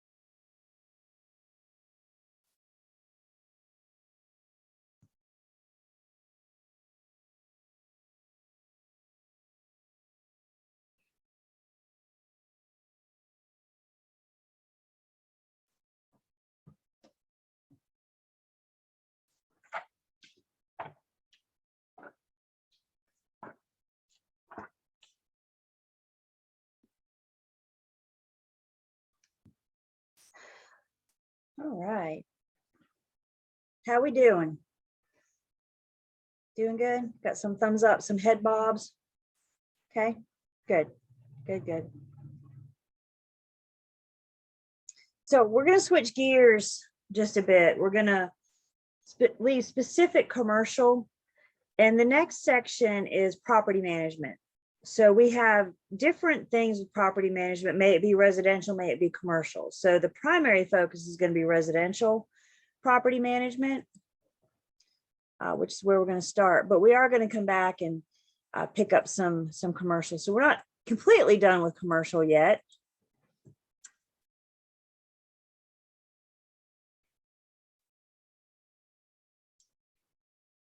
I believe I asked this last week, and like I said, that was a long time ago, so I apologize, I don't remember.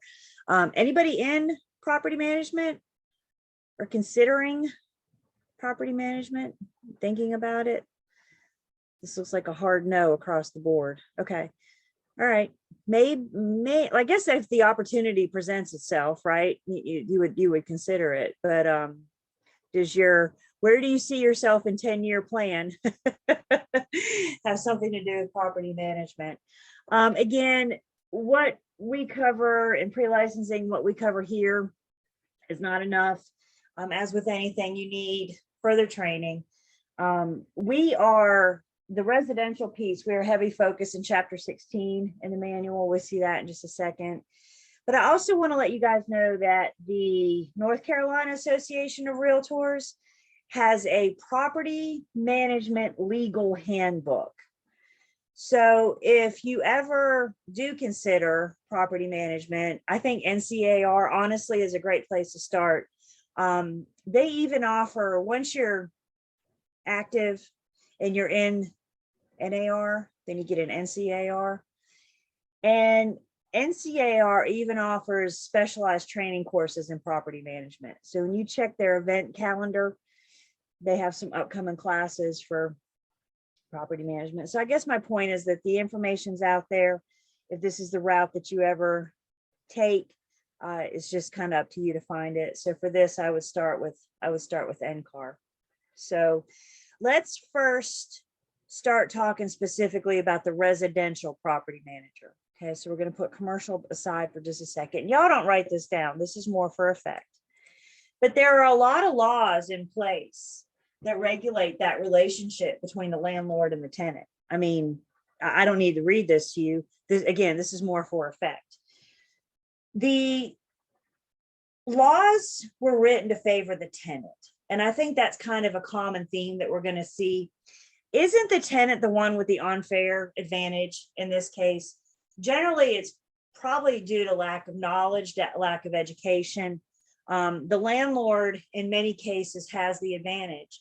And unfortunately, what we run into, and the heartbreaking thing, is the landlords that take advantage of their tenants, take advantage of their situations. And this is where I would like to think that the residential tenant, that's, if you know somebody that wants to rent, if you know somebody, then maybe this is where this section will help kind of point them in the right direction so they can get that information, so they can, have that same level playing ground with the tenant as the landlord. But what we're going to focus on most, the one that we're going to talk about a lot, is the Residential Rental Agreement Act. And the main purpose of the Residential Rental Agreement Act is to ensure that the landlord is providing fit and habitable conditions.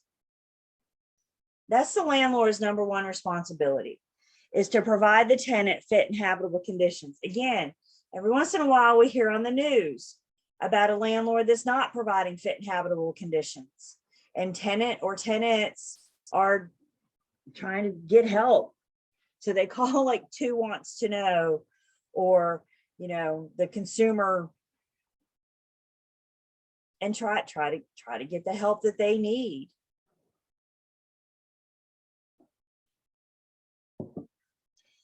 One thing that the Residential Rental Agreement Act says is that the landlord can't waive their rights to provide fit and habitable conditions.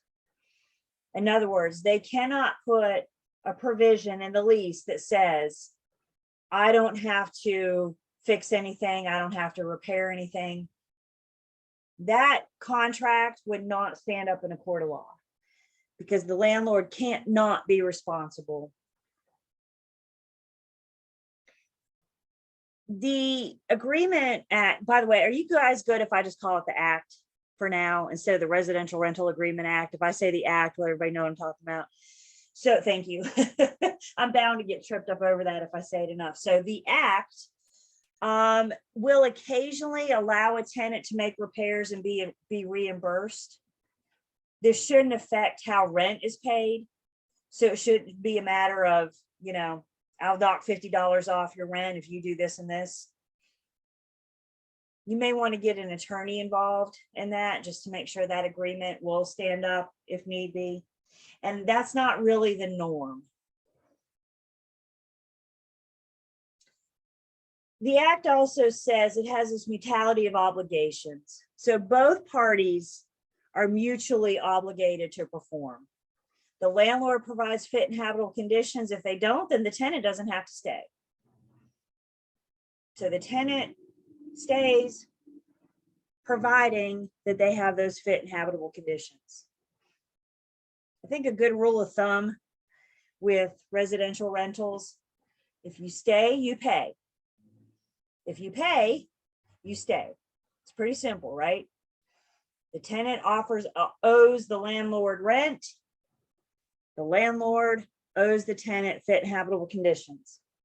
We'll talk about both parties' eviction remedies. What happens when they don't provide each other their promised obligations and duties. But let's break this down first, and let's talk about each party's right. Both parties have duties and rights to each other. So what are the tenant's duties under the act? The tenant is responsible for keeping the premises clean and safe. They shouldn't destroy trash. And not just the dwelling unit, but any part of the unit. May that be the common area. I mean, think about it with residential. You could have a single family home where the land sits on one property. You could have multi-tenant situation. Maybe it's a duplex. Maybe it's an apartment complex. It has 400 apartments in it, a very large apartment complex. While the landlord, we will see in just a minute, is responsible for the common areas, the tenant should not cause any unsafe or unsanitary conditions.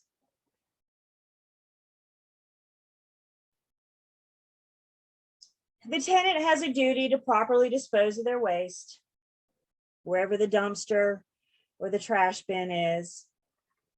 Make sure they're throwing their trash away.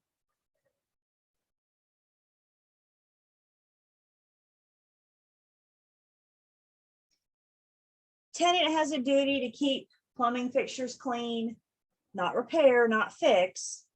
Again, keep clean, maintain. They shouldn't destroy, deface, damage, or remove any part of the premises. I heard once of a tenant that was forced, they got evicted for failure to pay rent. And upon their departure, and including their personal property, they also took the kitchen cabinets, got their crowbars, took those things off the wall. Can the landlord go after the tenant after the fact for damage, cabinets, that kind of thing? Absolutely. So there are laws that protect the landlord as well. I don't want you to think that the landlord doesn't have any sort of protection, because it's not all bad tenants or all bad landlords. Sometimes you don't have good tenants either.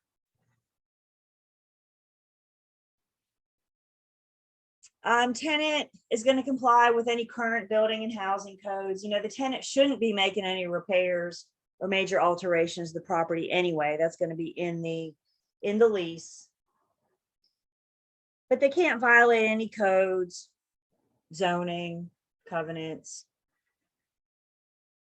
It's the landlord's responsibility to ensure that the tenant is aware of those restrictions, allowable uses, etc.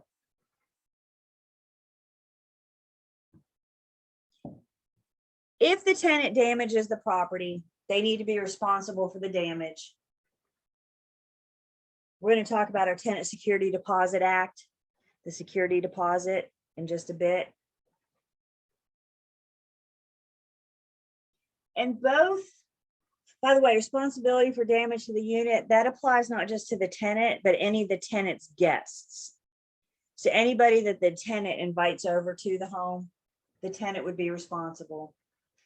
And then both parties are going to take responsibility, making sure that we have operating smoke detectors and carbon monoxide detectors or alarms in the property throughout the tenancy. The landlord at the beginning of the lease is responsible for providing operable detectors. The tenant's responsible for maintaining them throughout the lease. I think we all know we're supposed to change the batteries in our smoke detectors, every time we change our clocks every 6 months. I'm really bad about not doing this. I'm not gonna lie. Probably need to be better about it.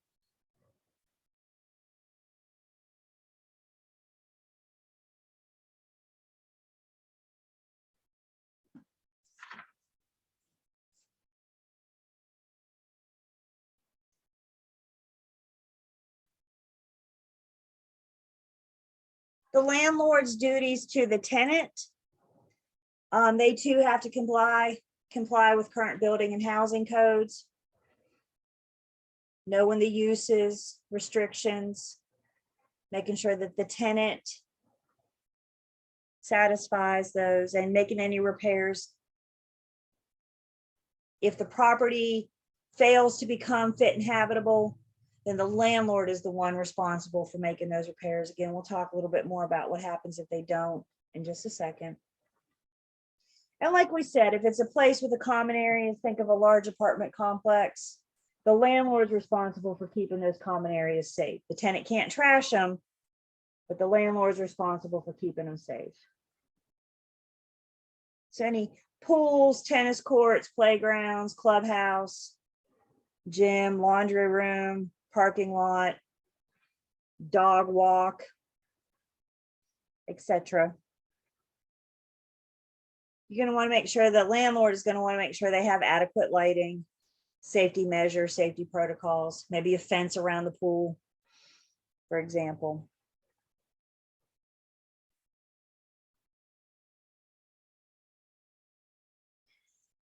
The landlord is responsible for maintaining utility systems in the property. That's a component of the property that falls back on that fit and habitable conditions.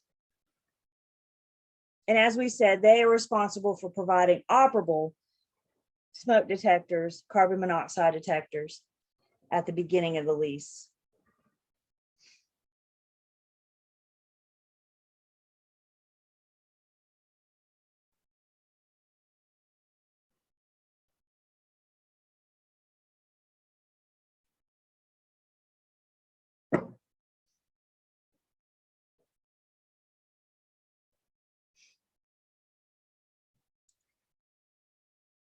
The landlord needs to notify the tenant if they are notified of any contamination in the water system and the public drinking water. If the landlord, because who does the city know? The city knows the owner of record, right? So if they need to notify the owner of record, hey, this water is not safe. Sometimes it comes out on the news, sometimes it doesn't. I think one of you live in High Point, isn't that right? Nabila, is that you? Were you around? No, you might not have been around. It's probably been 4 or 5 years ago. City of High Point, we had an E. coli contamination. Were you around for that? No. That was crazy. I caught wind of that. Like, I was out and about. I heard it on the radio. I immediately went to the store and got a couple cases of water. And they were already bringing water out in pallets and putting them in the middle. This one woman was throwing an elbow at everybody that tried to get near her while she was trying to get her water. And this was like, 30 minutes after the news broke. So I can't imagine what the store looked like, a couple hours later. You know what I learned from that? The experience I gained from that? Have water on standby. Have you a couple cases of water just in case, so you don't have to fight that crowd.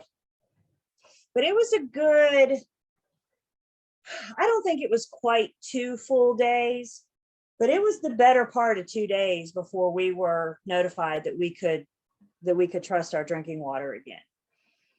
So once that news broke, but as the landlord, don't rely on your tenant to have heard it on the radio or heard it on the news. If you hear that, notify your tenant so they can go get bottled water.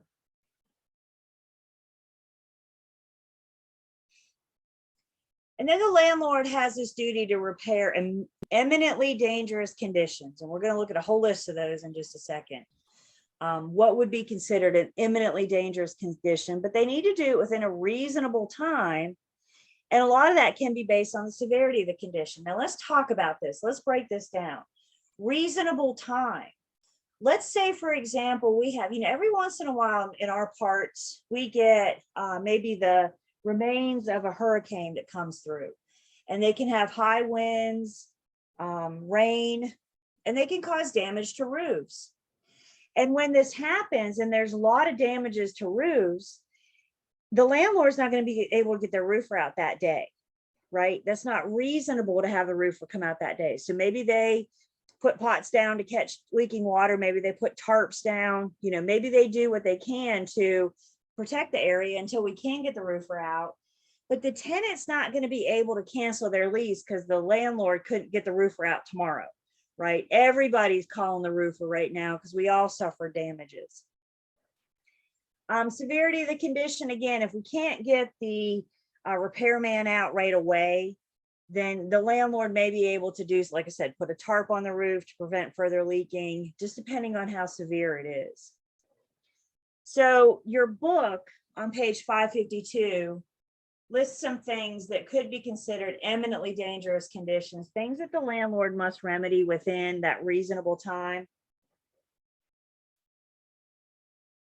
I see lots of unsafe. So any unsafe wiring, flooring.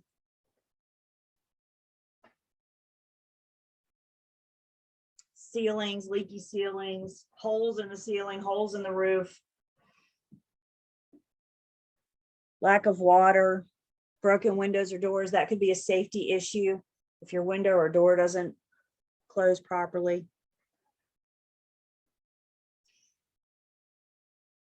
Any kind of infestation. I know particularly that says rat, but I would consider any kind of infestation.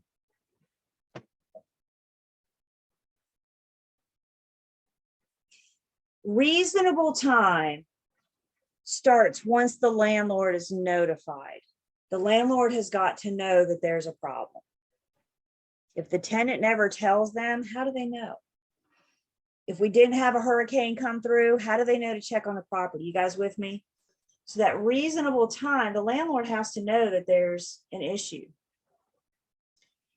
If any of these eminently dangerous conditions are caused by the tenant themselves, the landlord can charge them for the cost of repair.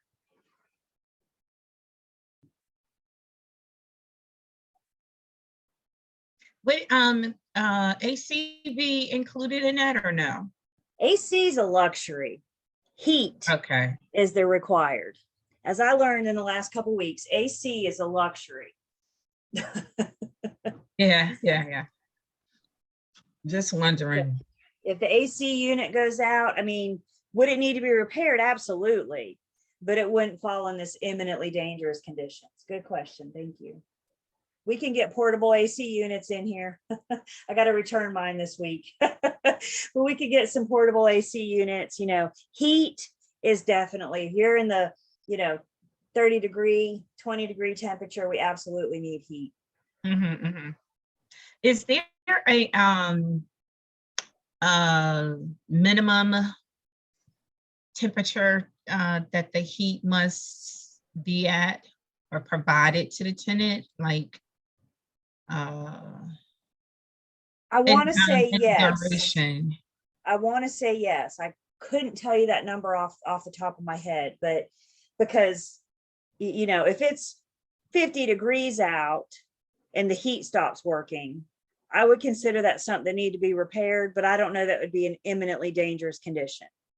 Now, if Okay. it's 12 degrees out and the heat breaks, I think then you're dealing with more of an imminently dangerous condition. So I would say yes, that there is a temperature, but I can't tell you what that, you know, what that degree is.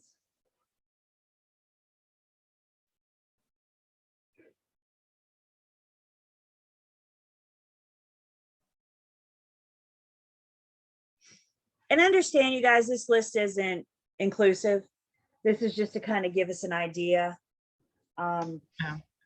The last two wants to know that I remember seeing, there was a apartment complex in Greensboro, downtown Greensboro, and the tenants were struggling with the landlord. They were struggling to get repairs, and they were dealing with leaking roofs and ceilings. They were dealing with mold. They were dealing with roach infestations.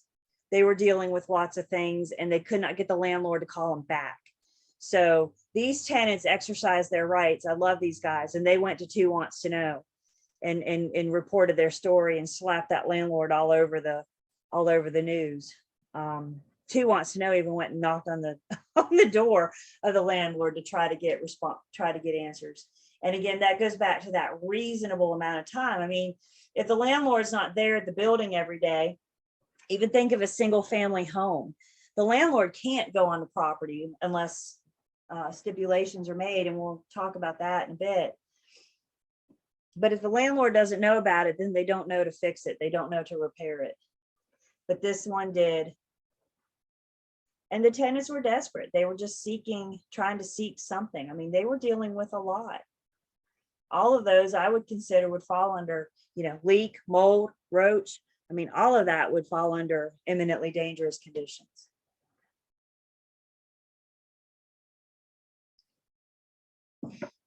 Other questions or comments about?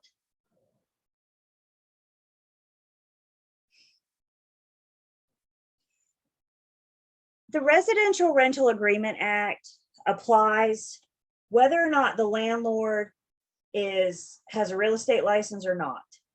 It applies whether or not the owner of the property hires a property management. The act doesn't care if a licensee is involved. And again, this is where I think unfair advantages happen.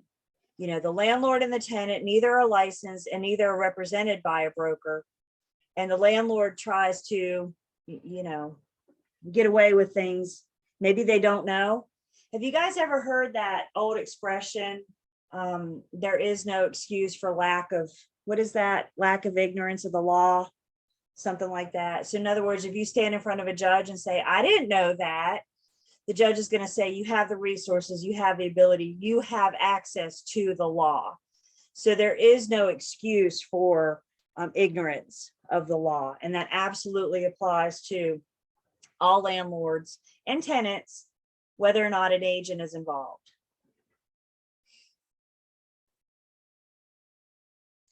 If an agent's involved, we're going to call him the property manager. And if you have a property manager, according to the Residential Rental Agreement Act, the property manager is defined as the landlord. The owner is hiring the agent to manage their property. So the act sees the agent almost as an extension of the landlord. So if you're called on to do property management, we need to have a very clear understanding of the Residential Rental Agreement Act.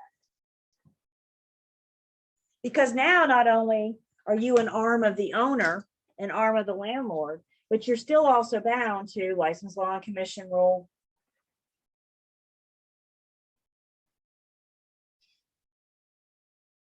If it goes down, the tenant can go after the landlord. If a broker's involved, the property manager may be liable to the tenant as well, because of the duties and responsibilities we take on when we become a PM, when we become a property manager.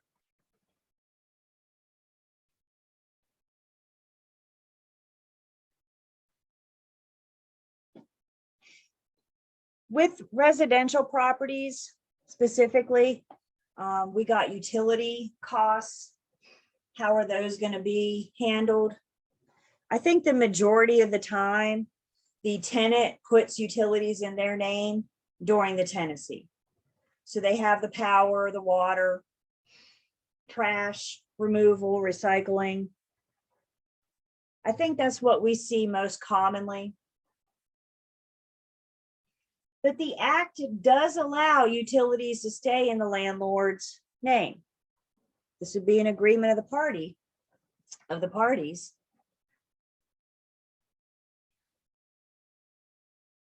As you can imagine, if those utilities do stay in the landlord's name, there are some rules. First off, the landlord can't disconnect utility services. Maybe some kind of retaliation. Well, if you don't pay rent, I'm going to cut your power. The landlord cannot cut those services. Whenever payment is made by the tenant, money is always applied to rent first and then utilities. So let's say the tenant doesn't pay enough. You can't, you apply it to the rent. You may have to go after them in court. But monies are always applied to rent first. We're going to see in just a minute that the landlord can charge a late fee for late rent. They cannot charge a late fee for late utilities. And here's the big hook for the landlord. This is probably why this doesn't happen. This is probably why we usually go with the first bullet here most of the time. What the landlord charges the tenant for utilities is usually a set amount. And for those of you that pay a power bill every month, don't we know that thing fluctuates? Higher, cold months, it's higher than, spring, fall months. So if consumption goes over the set agreed upon amount, then the landlord's on the hook to pay the difference. And I think that's the big reason why what we see most of the time is that we just transfer everything, or the tenant transfers everything to their names and they pay it month by month. It's almost like budget billing, isn't it? You can get on budget billing with your power company where you pay the same amount every month for like 6 months and then they do a readjustment. But here, once you're locked into that lease, you're locked in. Does this include water and sewer? It could, absolutely. Yep. Electric, water, sewer, garbage pickup, recycle pickup. If you're like in a home, in a single family home. So I think that's why I think we see this first bullet point is the most common. It protects the landlord. So, because think about it. Aren't there some people out there that wouldn't report a leak? And when you have a leak, that water bill just runs all the time, right? But if they're not paying for it, they may not feel the obligation to call and report that leak and get it fixed. Now, if they're paying for it, they're going to be on the phone. Yes. So that might be one way for the landlord to maybe protect their plumbing fixtures.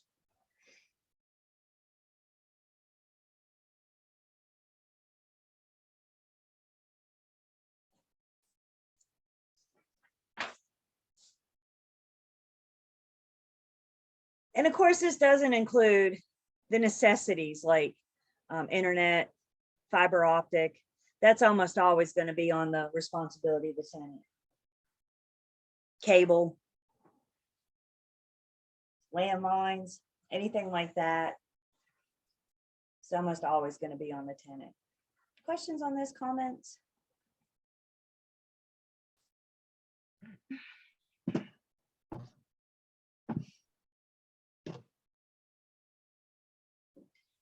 So let's talk about some remedies. What happens if the landlord is in breach?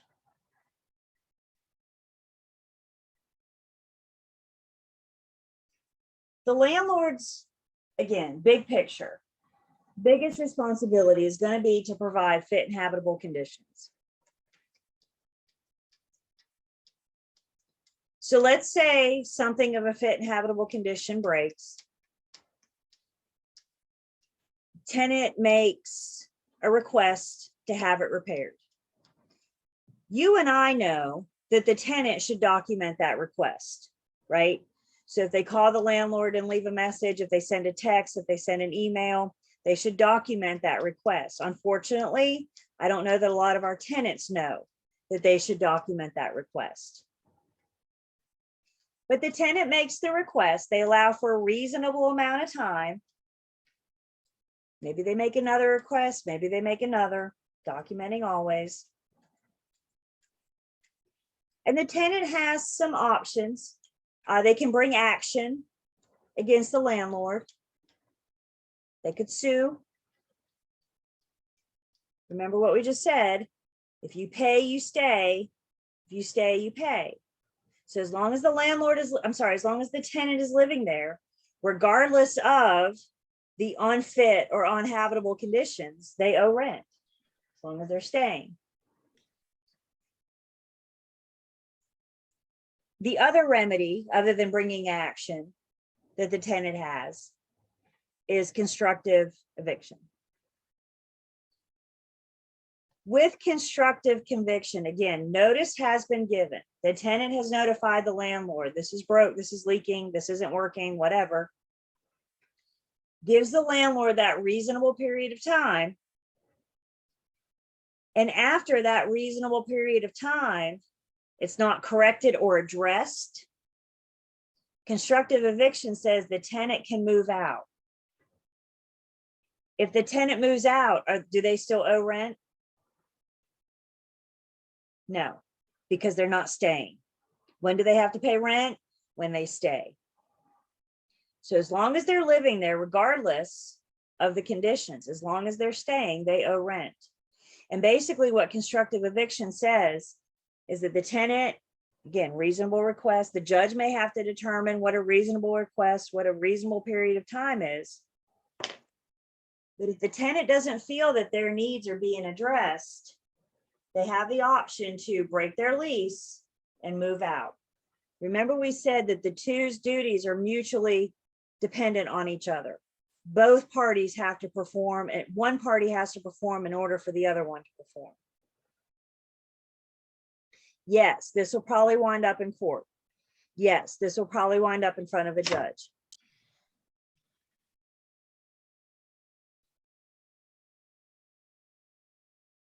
And yes, the tenant is going to be asked to share their documentation. Again, this is where I think we can help. I mean, do you have a friend or a family member that's renting? So if they ever run into this situation, they're probably going to call you. Have you guys experienced this yet? Once your people know that you have a license, they call. I want my friends and family to call me for everything real estate related. Maybe I can help them, maybe I can't. But I think the best thing that the tenant can do to protect themselves is to document. I mean, guys, these things are tethered to us anyway, right? So use them to have your tenant take pictures or videos, have that documentation. So if we do go stand in front of a judge, we'll have a date and time stamp of what's broke. And then of course we have the documentation of notifying the landlord. Did we give them reasonable period of time? Again, that word reasonable is so objective. But I think if you call for a roof repair today, reasonable is not to have the roofer out tomorrow. The landlord did their part by calling the roofer. Does that make sense to you guys? We can't control that the roofer can't come out for 2 more weeks because everybody's calling a roofer. All the landlord can do is service, order, whatever they need to do to start remedying it. Questions on this constructive eviction? I can share a story. Please. These No, are I always actually good have stories. this. I have this going on now, and I can't remember if I shared it when you asked the question. So I have we have a condo in Greensboro, and the condo provides the heating system, right? The heating and air system. So it's an old Interesting. building. Yeah. Is it it's like an a whole old- building system? It's a whole building system. Interesting. Okay. So that's a part of our HOA fees that we pay for the service. Matter of fact, it covers everything, utilities, all utilities, internet, cable, everything. Wow. Yeah, it's really nice. That's one of the things that we had liked about it. And old, like I said, old unit, old building in Greensboro. Nonetheless, so we rented it. This is our second month, and the lady keeps saying she's hot. They're hot natured people, and they're hot. Now we can't put window air conditioners in the windows because the windows are not built like that. They're not built for, they're the crank out windows. So they go out, not up or down. They go. Right, they don't go up or down. It's just Gotcha. one window, but you still would have to get the permission of the HOA people, the HOA, if you're going to put if they will allow you to put the window AC in. So nonetheless, on Thursday, she called and, oh, my mom is upset, everybody, just complaining. I've sent the HVAC guy over there who manages the building. He's been there 3 times. He's tried to explain to us and her how to work the system, but nonetheless, she sends a message yesterday. So no, Friday, I go down and I spent like 3 to 4 hours in her unit. When I opened the door, it was cool. When I go in her bedroom, she has surgery. She's laying in a bed with a blanket over her, right? And she has the 2 fans, because I said, well, go get fans. Like, I don't know, like this wouldn't be an issue for me if I was a tenant, so to speak. And I filled all the vents. That's why I asked about the AC. There's air coming out of the vents. Now it's not cold air, but I said, it's probably like one of those old corporate buildings or hospitals. You know how like when it's hot outside, you would think that the AC would be hotter and I'm sorry, the AC would be cooler in the building when it's hotter outside, but it doesn't operate like that. But when it's cold outside, then it's cold inside. Right? Gotcha. You ever been in a building like that? Okay, so nonetheless, so she sent me the message yesterday saying it's still hot. I'm like, I don't know what to tell you. Like, really, I don't. I sat in your house for 4 hours and I was cool, and I had this and more on me, fully clothed, and I don't know what she's looking for. So I'm just want to make sure that I'm not in violation of this tenant thing, but I'm like, you had a blanket on, so how could you be hot? So, and I heard a couple things, understanding that, I'm not the act, but I heard a couple things that kind of, you had the building's maintenance man come out how many times and make sure that it was working? 3 times. So you didn't ignore the request, right? Like you sent the professional out there and they didn't find any issues. They didn't find anything wrong with it. No, other than it's like an older system. It's not an older even system. right. It's not even distribution, but and I lived in that unit. Well, I visited that unit last year. At the same time last year, I was there before I officially moved here. But before I officially moved to North Carolina, so I'm like, we didn't have this problem, and I'm menopausing too. Her mother's menopausing, so like her mother's, and I'm like, I'm menopausing as well. Like I run 3 things: ceiling fan, personal fan, and in the AC. Like I don't. But I'm just like, am I doing something wrong? And I'm a little nervous because North Carolina may be different than New Jersey. And New Jersey, we probably wouldn't, I just never had this problem before. Like, I don't even know what to do. Okay. So my disclaimer is I'm not a judge and I'm not an attorney, right? Right. Nod your head and acknowledge that. Okay. Yeah, right, I am. Okay. let me make sure I'm clear. But I mean, honestly, it's working, it's blowing. It just doesn't seem like it's up to their standards, but it's working. You're not providing them. Yes. I would document everything. I would document all your conversations. I would document, when the maintenance man came out. I would document that you were there. yesterday and you felt, you put your hand up and felt the court, right? I would document everything, because I don't know if this could wind up in a court of law or not, but if it does, of course, we want you to be protected. And the best way to protect yourself is with that documentation.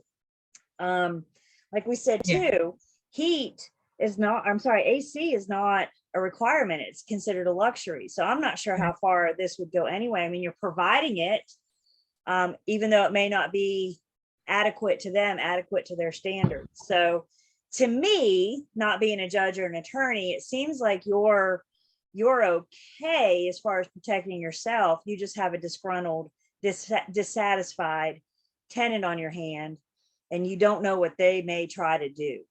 Right, right. Right. That's the unknown is what we don't like. The other thing you may want to consider after we're done with class, is just looking up the North Carolina Residential Rental Agreement Act, and just, we're talking a big chunk of it right here, right now, but we don't have the actual act in front of us. So there's going to be a North Carolina general statute. So you, again, just start with Google NC Residential Rental Agreement Act. Okay. And that may provide you something there. Anybody else? Anything else that might help, Nabila? Something I might have. That's a crazy kind of situation there. It is. I'm gonna call the people again and have them go and change the thermostat. At least, I was like, well, change the thermostat. Maybe the thermostat is reading this. I'm like, I don't know. Maybe the thermostat is broke, but I know that you're laying in this bed and you have a blanket over you. I don't understand that. Like, Right. how can you constantly call me? And I was, she did this yesterday, and yesterday was the exam day. And so this block I'm ignoring her until I finish your class, because it's stressful to me. Sure. I mean, And I can't focus and concentrate. So, but nonetheless, going through this make you not want to be a landlord. Yeah. How much longer do we have on our lease? Oh, we just started. I said, you haven't even been here a month, and you've been, ever since you moved in, she's been having problems. She's reported. Oh goodness, she's a young girl. Oh my, and she's so sweet, but she's just like, I don't know.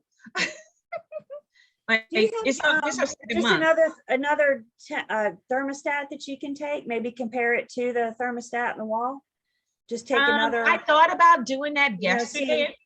How close they relate, because that would tell you if your thermostat on the wall is off or not. Yeah, I thought about doing that. I was talking to the president of the HOA that day too, and we were just going, just talking. I'm like, oh, and she's an actual realtor.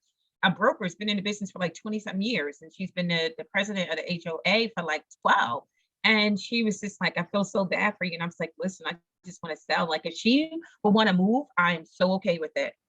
Like, if that was never the intention to be a landlord. I think that when we look at investment properties, or if it becomes an investment property, or you look at being a landlord and dealing with tenants, you have to for sure know the laws, the regulations in that state, in your county that you're dealing with. And I don't think that I'm at fault. I just want to make sure that I can't do nothing with the system.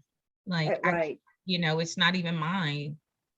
It's a whole building. Even if you could, it doesn't sound like there's anything to do. So yeah, I mean, like I said, that's the best piece of advice I have to offer you is document. You talk to the property management, the HOA, you talk to the maintenance man, just the various conversations you have, document, get you a little journal and or notebook or whatever, and just document all of that. So that, because that's what, if it, heaven forbid, it does go that far, that's going to be what you got. Like, look, I had a maintenance man come out on this date, that date, this date, da da da da da. So hopefully you get that. Yeah, I don't know, it's a little cooler this week too, so maybe you get a reprieve there. So I think, to your point, some of these issues can get very, very complicated, and you have landlord and tenant that have conflicting beliefs, conflicting, this is the way that it should be.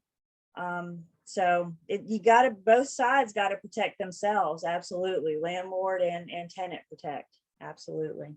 Thank you for sharing that. we won't be around next weekend to hear the result of that. So hopefully it'll. I'll keep you, look, I'll keep you updated, Julie. Yeah, keep me I'll call updated. you. Keep me updated. Hey, other questions or comments or good stories?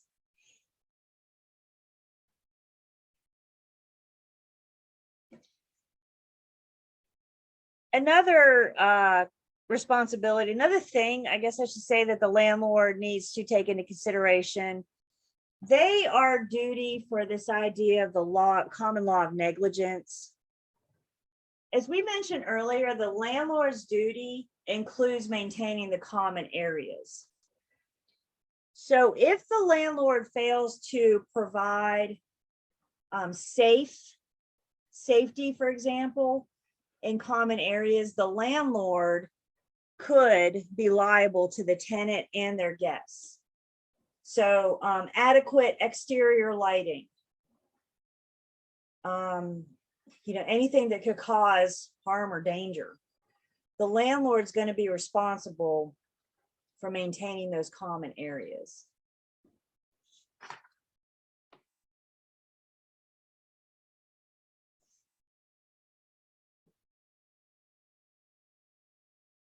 And the act, again, is referring to the Residential Rental Agreement Act.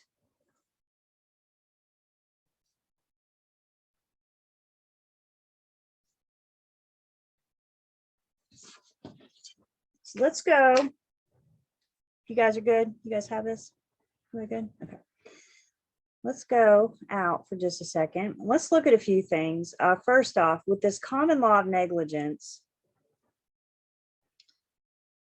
we are going to go to the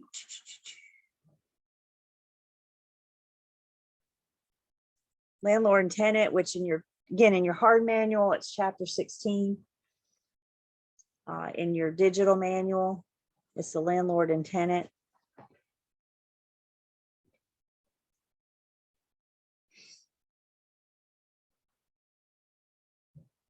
We're going to look at another example about the landlord's responsibility.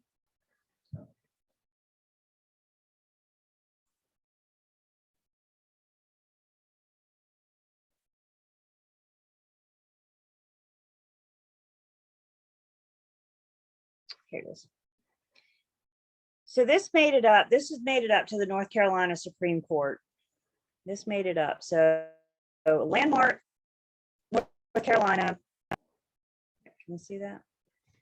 Landlord, North Carolina Supreme Court decision. A visitor to the common area of rental property was attacked and injured by the tenant's dog. Okay, somebody visited the property, tenant's dog attacked and injured. The Supreme Court held that the injured visitor was not required to show that the landlord was an owner or keeper of the dogs to prove that the landlord was negligent. The lease agreement gave the landlord some control over the tenant's dog. The landlord control issue was reached because under the terms of the lease, the tenants could keep one dog on the lease premises. Instead, the property manager permitted the tenant to have 2 dogs. So the tenant was in violation right there. The landlord knew it, and the landlord didn't do anything about it. The lease also required the tenant to remove any pet within 48 hours of written notification from the landlord that the pet, in the landlord's sole judgment, creates a nuisance or disturbance, or is in the landlord's opinion undesirable. The dogs frequently were not confined and had previously attacked a neighbor, a fact that the landlord knew. So what got the landlord involved in this? What was the violation of the landlord? They knew that we were in violation of the lease. They knew we had 2 dogs. They didn't do anything. They knew that the dogs weren't pinned or confined. They didn't do anything. They knew that one of the dogs had attacked somebody previously. And what did they do? Nothing. So the landlord had all this knowledge. They didn't do anything. Now somebody gets hurt and the Supreme Court came after the landlord. Why? Because they didn't provide this common, they had this common law of negligence that says they have a duty to keep everybody safe. If the landlord didn't know, if they didn't know there were 2 dogs, if they didn't know they weren't confined, if they didn't know they weren't pinned, if they didn't know that they didn't attack somebody, then the landlord probably wouldn't have much responsibility. But the fact that they basically just turned the other cheek and ignored it, the liability came on them. Isn't that interesting? I don't think it's a bad idea as a landlord to drive by and put your eye on the property every once in a while. Again, you got permission to go Sorry. inside and talk about that. Sorry, Maria. Yeah.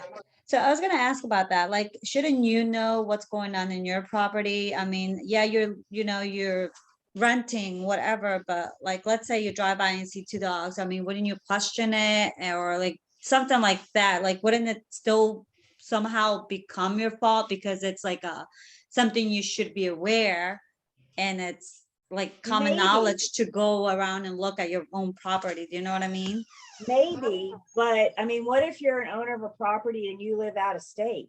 Yeah. You know, what if you move to Texas and you don't want to sell your property here in North Carolina, you're not around, you know what I'm saying? So I agree with you. If I were a landlord, I'd want to put my eye on it, but I don't know that there's any rule that says that they have to, because we're going to talk later today probably about the tenant's right to quiet enjoyment, which means the tenant has the right to use the property without interference from others, including the owner of the property. So should the landlord be driving by and putting their eye on it every once in a while? I think so, but I don't believe there's any kind of requirement for them to do so. But also like the property manager, would they also be in trouble as well? If a property manager is involved, yes, because remember, Okay. we're just an extension of the owner. So the property manager is the ones that, in this scenario, let's pretend that there's an agent involved. The property manager is the one that's they're kind of like the middleman between the tenant and the landlord. So they would be the ones in this case that would know that the dog previously attacked. They would be the ones in this case that would knew all this stuff that the landlord knew. The property manager would probably be the one. And the fact that they didn't, one, do anything about it, and two, may or may not have reported it to the owner. So could they? Absolutely. But wait, where does it say that the landlord was held liable? I'm reading it. Because they were aware that the lease was being breached, said just one dog and there were two. They were aware that they were not confined and previously attacked, a fact that the landlord knew. So they knew and they didn't do anything about it. But where does it say that the North Carolina Supreme Court ruled in favor of the visitor? Held that the injured visitor was not required to show that the landlord, the lease agreement. So, it just says that it made it up to the Supreme Court. And that's a good point. Okay. It doesn't spell out who got it. It's just saying just made it, and these are the reasons why. Oh, okay. Okay. Got it. Landlords and property managers can carry insurance against liability for law of negligence. But again, though, it's kind of like our E&O insurance, your medical malpractice. Like if you know something's going on and you don't do anything about it, then your insurance probably isn't gonna cover it. So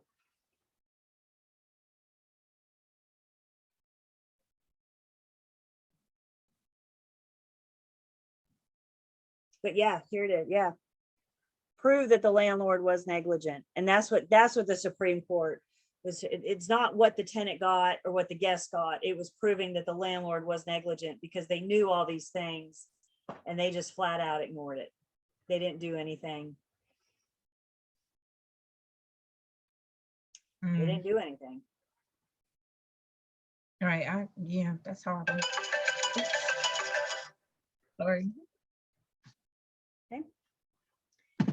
Let's see. While we're out, let's go look at something else. Let's go to our North Carolina Real Estate Commission's website. Again, we mentioned several times last week. I'm mentioning it again this week. This is a great resource for us, you guys. So if you haven't explored around in it yet, please do so. But no, a lot of information, a lot of good place to start researching anything could always start here. So let's look under publications. This is where I go most often, publications. And I'm a big fan. I love these Q&A brochures. And we have a Q&A brochure on renting residential real estate.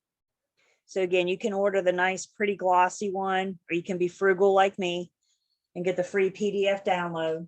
I like free. Now you have a document that you can attach in your virtual folder, any email, anything like that. So this Q&A brochure was written, as you can see, the relationship between you, the tenant, and a landlord. So this publication was written to the tenant.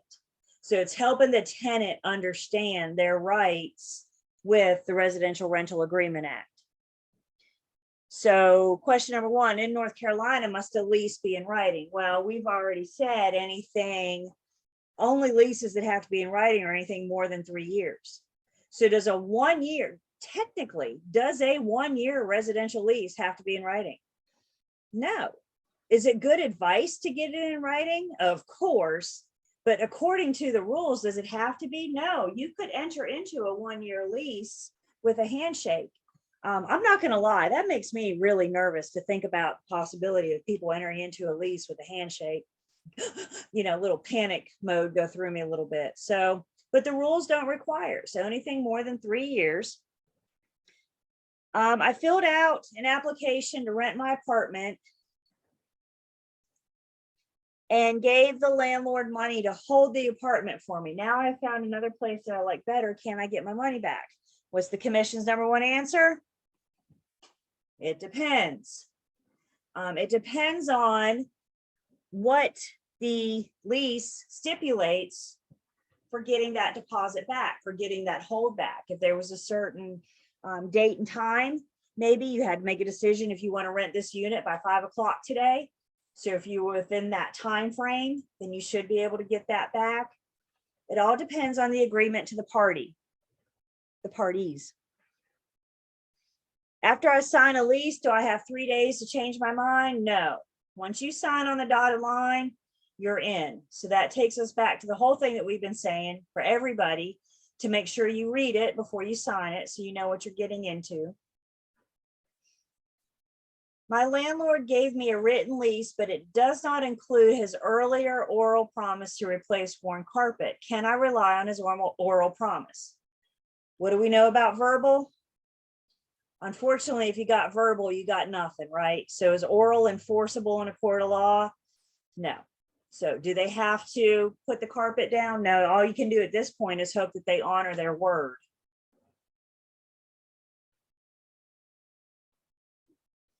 Does the landlord have to repaint the apartment or steam clean the carpets before I move in? Nope. They're under no obligation to clean each time it is rented or paint each time it is rented. May a landlord refuse to rent to someone who smokes, has a criminal conviction, or is under a certain age? Yes. I find the smoking thing interesting. I mean, you could say no smoking inside, right? They could go outside to smoke, but then, I don't know, the landlord, that make them a little bit nervous. But yeah, they can refuse to rent to someone. What they can't do is refuse to any of the protected classes under fair housing. And again, we're going to talk about a little refresher on fair housing. But criminal convictions under a certain age, they can do a credit check to make sure that they have the money to run to pay rent each month. Can a landlord charge me more because I have a pet? Sure. The landlord can charge a non-refundable, let me rephrase that. The act says a reasonable, non-refundable pet fee. What's reasonable? Well, that's an agreement between the parties. And it's important that we understand that what you're paying, what the tenant is paying the pet fee for, is the privilege to have a pet. If the pet damages the property, then that can come out of the security deposit at the end of the end of the lease. We're going to talk about tenant security deposit after lunch. We're going to talk more about pet fees. But that would be an agreement of the party. Again, through the eyes of the tenant, is my personal property is damaged by fire or theft, will the landlord have to compensate me for my loss? You should have in your lease provision, stating the landlord needs to have homeowner's insurance, the tenant should have personal property insurance, a renter's insurance. As a landlord, you may even want to take it a step further and require your tenant to show you their renter's policy to prove to you that they have that renter's insurance. Now, this goes on to say that if that fire or theft was a result of negligence by the landlord, then they may be responsible. It's back to that law of negligence that we were just talking about. Can my landlord come into my apartment periodically just to check its condition? That says maybe, but it really should say it depends, right? What do you guys think? And again, we'll talk a little bit more about this. But if there's no provisions made in the lease, what right does the landlord have to enter the premises? None. None. So there's got to be some kind of provision. I'll give you 48-hour notice before I come over and change the furnace filter, for example. Now, obviously, emergency situations may be a little bit different, but there's, unless stated in the lease, there's no implied right of the landlord to access the property. That tenant has that right to quiet enjoyment. Does the landlord have to repair anything in my apartment that breaks down? What if a signed lease accepting the apartment as is? The landlord is responsible for some repairs, the tenant for others. For examples, the landlord has to comply. There's our housing and building codes. The landlord's biggest responsibility is to keep those, provide those fit and habitable conditions.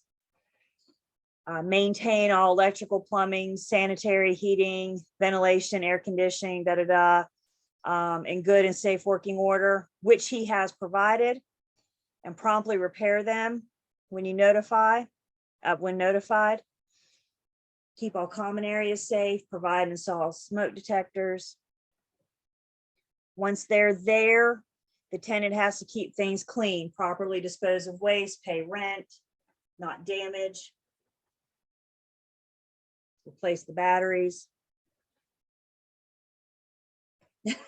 Leave the unit clean at the end of the lease. Have we heard stories from tenants that maybe they're not, or from landlords that maybe the tenants aren't doing that? Unfortunately, sometimes tenants move out in the middle of the night. Sometimes tenants take the kitchen cabinets with them when they move out, right? I don't like saying I've heard it all, because about the time you say that, then they're going to take the kitchen cabinets. Can I withhold my rent if the landlord doesn't do repairs? No. If you stay, you pay.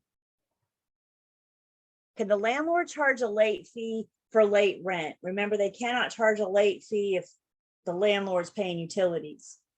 The landlord can charge a late fee. The maximum late fee allowed by the act is $15 or 5% of the rent, whichever is higher.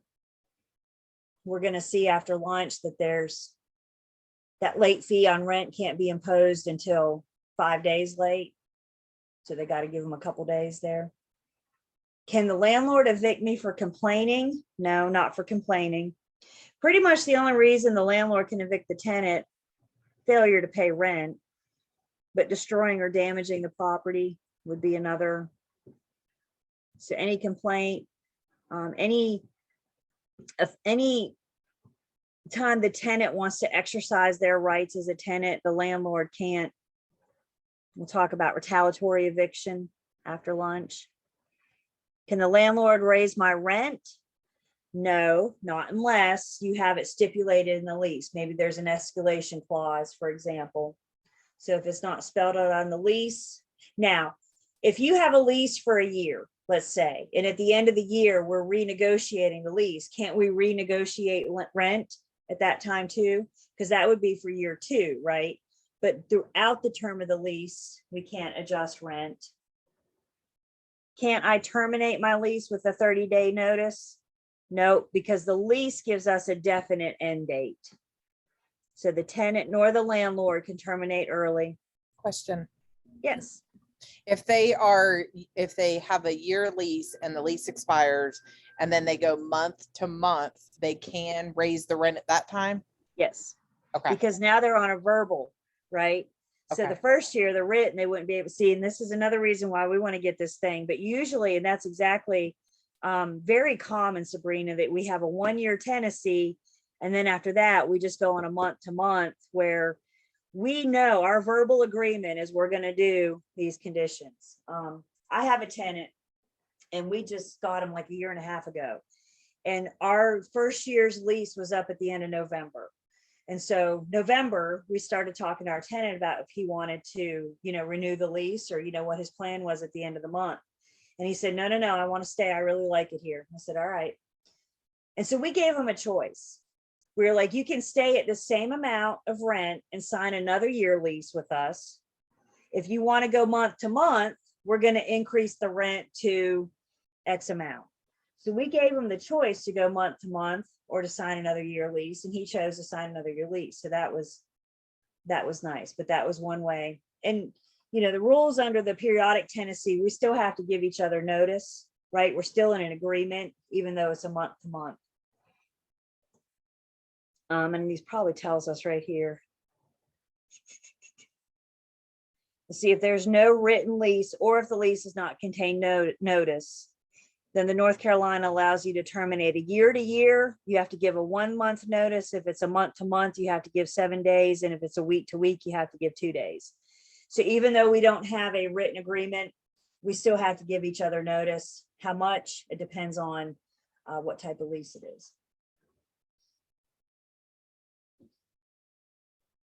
My 1-year lease has expired, but I still live in the property and pay rent on a monthly basis. Now the landlord says he's increasing my rent. Must I pay the increase? Again, it depends. When does it expire? Is there an automatic renewal? Are we doing like a month to month, for example?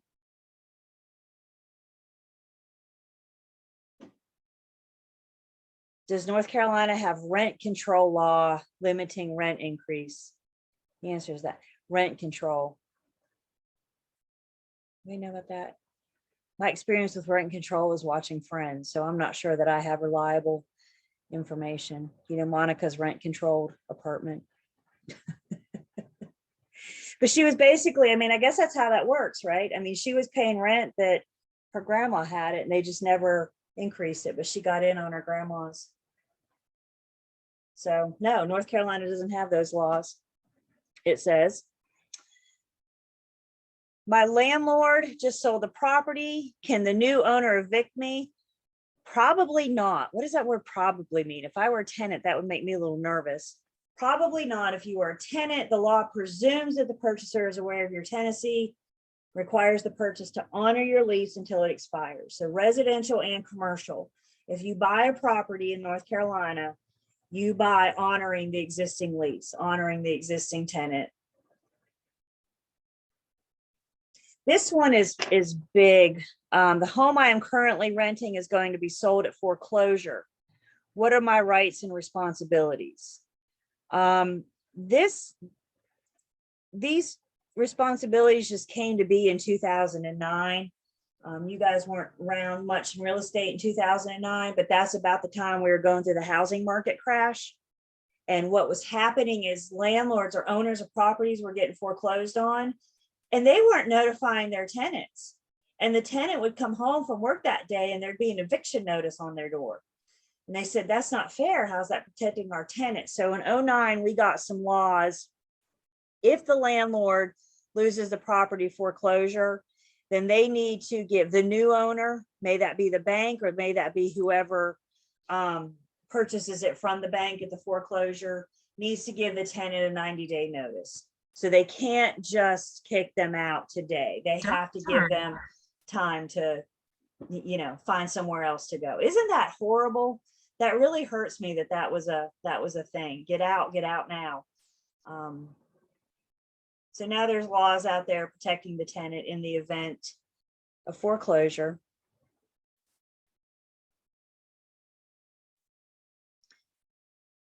My roommates and I paid a tenant security deposit when we rented our house. Again, we're going to talk about the Tenant Security Deposit Act after lunch.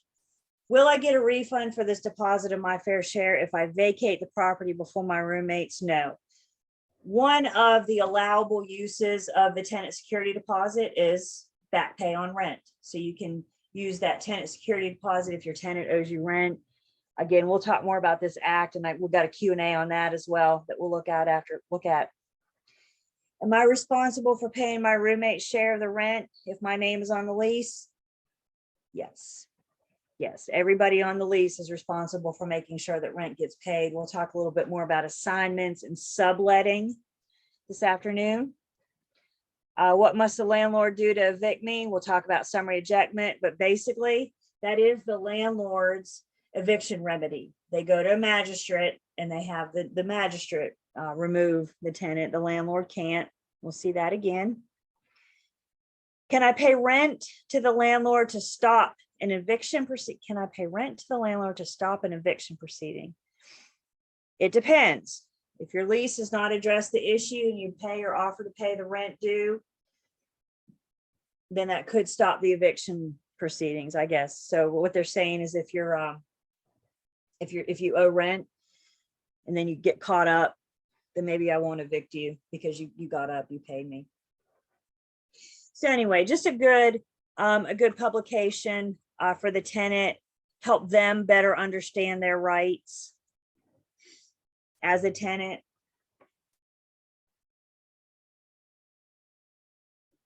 Questions?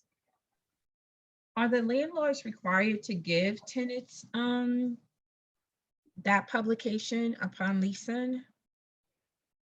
I wish they were, but no. Okay.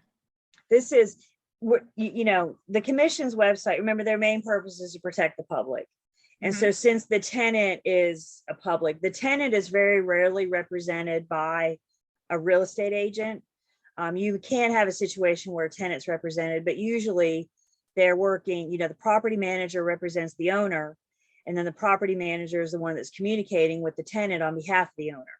So through the broker's eyes, the owner would be my client, the tenant would be my customer. And remember, we owe our client old car, we owe the owner old car, but we owe our customers honesty and fairness and the disclosure of material facts. So even though as a broker, that tenant is my customer, I still owe them. So, could I put this publication in? Sure. That would definitely help the tenants better understand their rights. But the commission has it available to the public in better hopes to protect the tenant. Okay. I'm kind of with you, Nabila. When we bought this house and moved from the condo, it was like, do we rent it or sell it? And there's a lot to think about either way you go, right? No matter which way. But as a landlord, the laws favor the tenant. So as a landlord, especially a landlord with a real estate license, just need to make sure that we're, following those. We're held to a higher standard now, right? So we need to make sure we're following those license law and commission rules. I thought North Carolina was pro landlord, that they were in isn't like a red state? Like, don't they go like red or blue state or something? Like New Jersey is definitely tenant friendly. They're more tenant pro. Tenant friendly. Yeah. And I'm not saying that they're not rules to protect the landlord. Absolutely not. We'll talk, like I said, we'll talk more about that when we come back from lunch. But the laws, the rules that we have in place are designed to protect the tenant, because the landlord in some cases has the upper hand and they know it and they'll take that to their advantage. So when the tenant says my roof is leaking, the landlord may think they can get away with saying, well, fix it. And if the tenant doesn't know any better, they're calling the roofer. You know what I'm saying? So I think what's sad about all this is the tenants don't know their rights. They don't know, and they may pick up the phone and call the roofer, not knowing that they're not supposed to do that. So again, this is the commission's hope, is to help educate the public, and particularly with this brochure to help educate the tenant.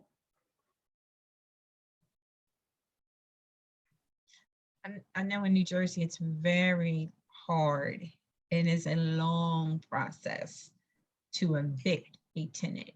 Yeah. We'll There's talk about that layover. after lunch. Oh, okay.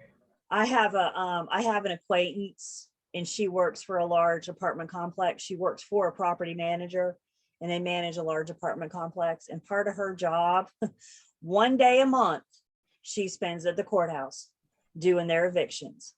Does that not sound like the worst job ever? One day every month, she spends a whole entire day at the courthouse doing the evictions for her property management or whatever, court.